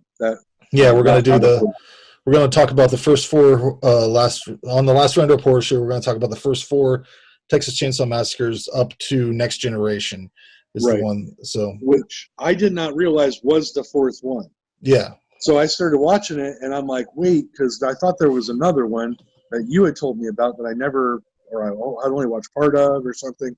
And so I was talking to Jean-Paul about it, and he's like, yeah, that's 3. Which is just called Leatherface. So I started to look it up, and then there was a remake just called Leatherface. Yeah. So I couldn't find it anywhere, and then finally found it to where I can watch it. So I'm going to watch that tonight too. So that's going to be a hard one for me to find. It was difficult for me, man. I couldn't find it on my normal channels. So. Right. I've got the first 2 on DVD, so that's easy. But the other 2, I wasn't sure where I was going to watch them. I figured I'd end up having to rent them or something. But sometimes movies like that, you have to end up you have to buy them. There's no rent option, and then you have to really dig deep into the underbelly of the internet to try to find a stream that's like not really legit, that you have to keep Xing out blocks, pop-ups and stuff, you know. Yeah. But which is really weird because Viggo Mortensen's in this one, the third one, Leatherface. And I'm like, he's a pretty big deal nowadays. You would think that would be an accessible film now for people, but it was hard as fuck to find. I think it's easier to find now on physical media than it used to be, but I remember it was hard to find on VHS or DVD for a while because I don't know, that was before he became big. You know, that was way before Lord of the Rings. So I'm going to scope that one out tonight. But I watched The Next Generation the other night because I thought that was the third one, and I remember watching it going, this isn't how I remembered this. But I know Matthew McConaughey was in the last one they did before they started doing remakes. Yeah, I always thought that one was underrated. People always shit on it because Leatherface is more feminine in it or whatever. But fuck, he's wearing women's faces. He wants to be a lady. It's a weird thing. I don't know. The thing I liked about it after we watched it, because I got the director's cut, so it's like half an hour longer than the original. Yeah. In this one, it adds more to their family dynamic, and so you get to see the new generation, how they're interacting. Yeah. And I liked that they had the lady as their aunt or whatever was the front. Yeah. Or Leatherface's aunt, I guess is what I would call her. I don't know what their actual name is. I don't know. It gets But confusing. Matthew McConaughey clearly is fucking her, which is. Oh yeah. But I'm just saying, like, they had her as the front, bringing people in, and it's clear. You can see now where Rob Zombie got some of his ideas for his shit. Yeah. I don't know. It's just pretty cool. And Matthew McConaughey does an awesome job. Oh, he's great in it. It's almost ridiculous to watch him and the Renee Zellweger interact with some of the people in this movie because they're so low below them acting wise. Oh yeah. Yeah, there's some bad ones in there. The one thing about that movie I didn't like and thought was really weird was towards the end, and spoiler alert if you haven't seen this movie from whatever the fuck year it was, 1996, 97, I don't even remember when this was made. I think it was 95 or 94. Yeah. But there's this at the end there's this like mob guy that comes in. And I can't remember because it's been so long since I saw it, but he's evidently fronting money to this, or we're paying. There's somehow involved with the mob or something. Yeah. And this guy like has some weird nipple thing he does, if I remember right. Am I right there? Like, does he pull his nipple out and pull his tit or something like that? Or I think he does pull on his tit or something at one point. He like licks Renee Zellweger's face or something. Yeah. And, like, pulls I can't remember. That was always like, why did they throw that in there? Because I always thought the story of just the crazy family by themselves was much better than involving a very John Waters-y kind of character. And yeah, it was like they felt they needed one more step to explain how they got away with all this shit. Yeah. I guess. I don't know. Anyways, let's wrap this up. Check out this is actually, we're going to play this on the live stream. So if you're watching this on the live stream, thanks for tuning in on the April 11th. But yeah, thanks for listening, watching, all that shit. That's it. Bye-bye. Bye-bye. All right, stuff.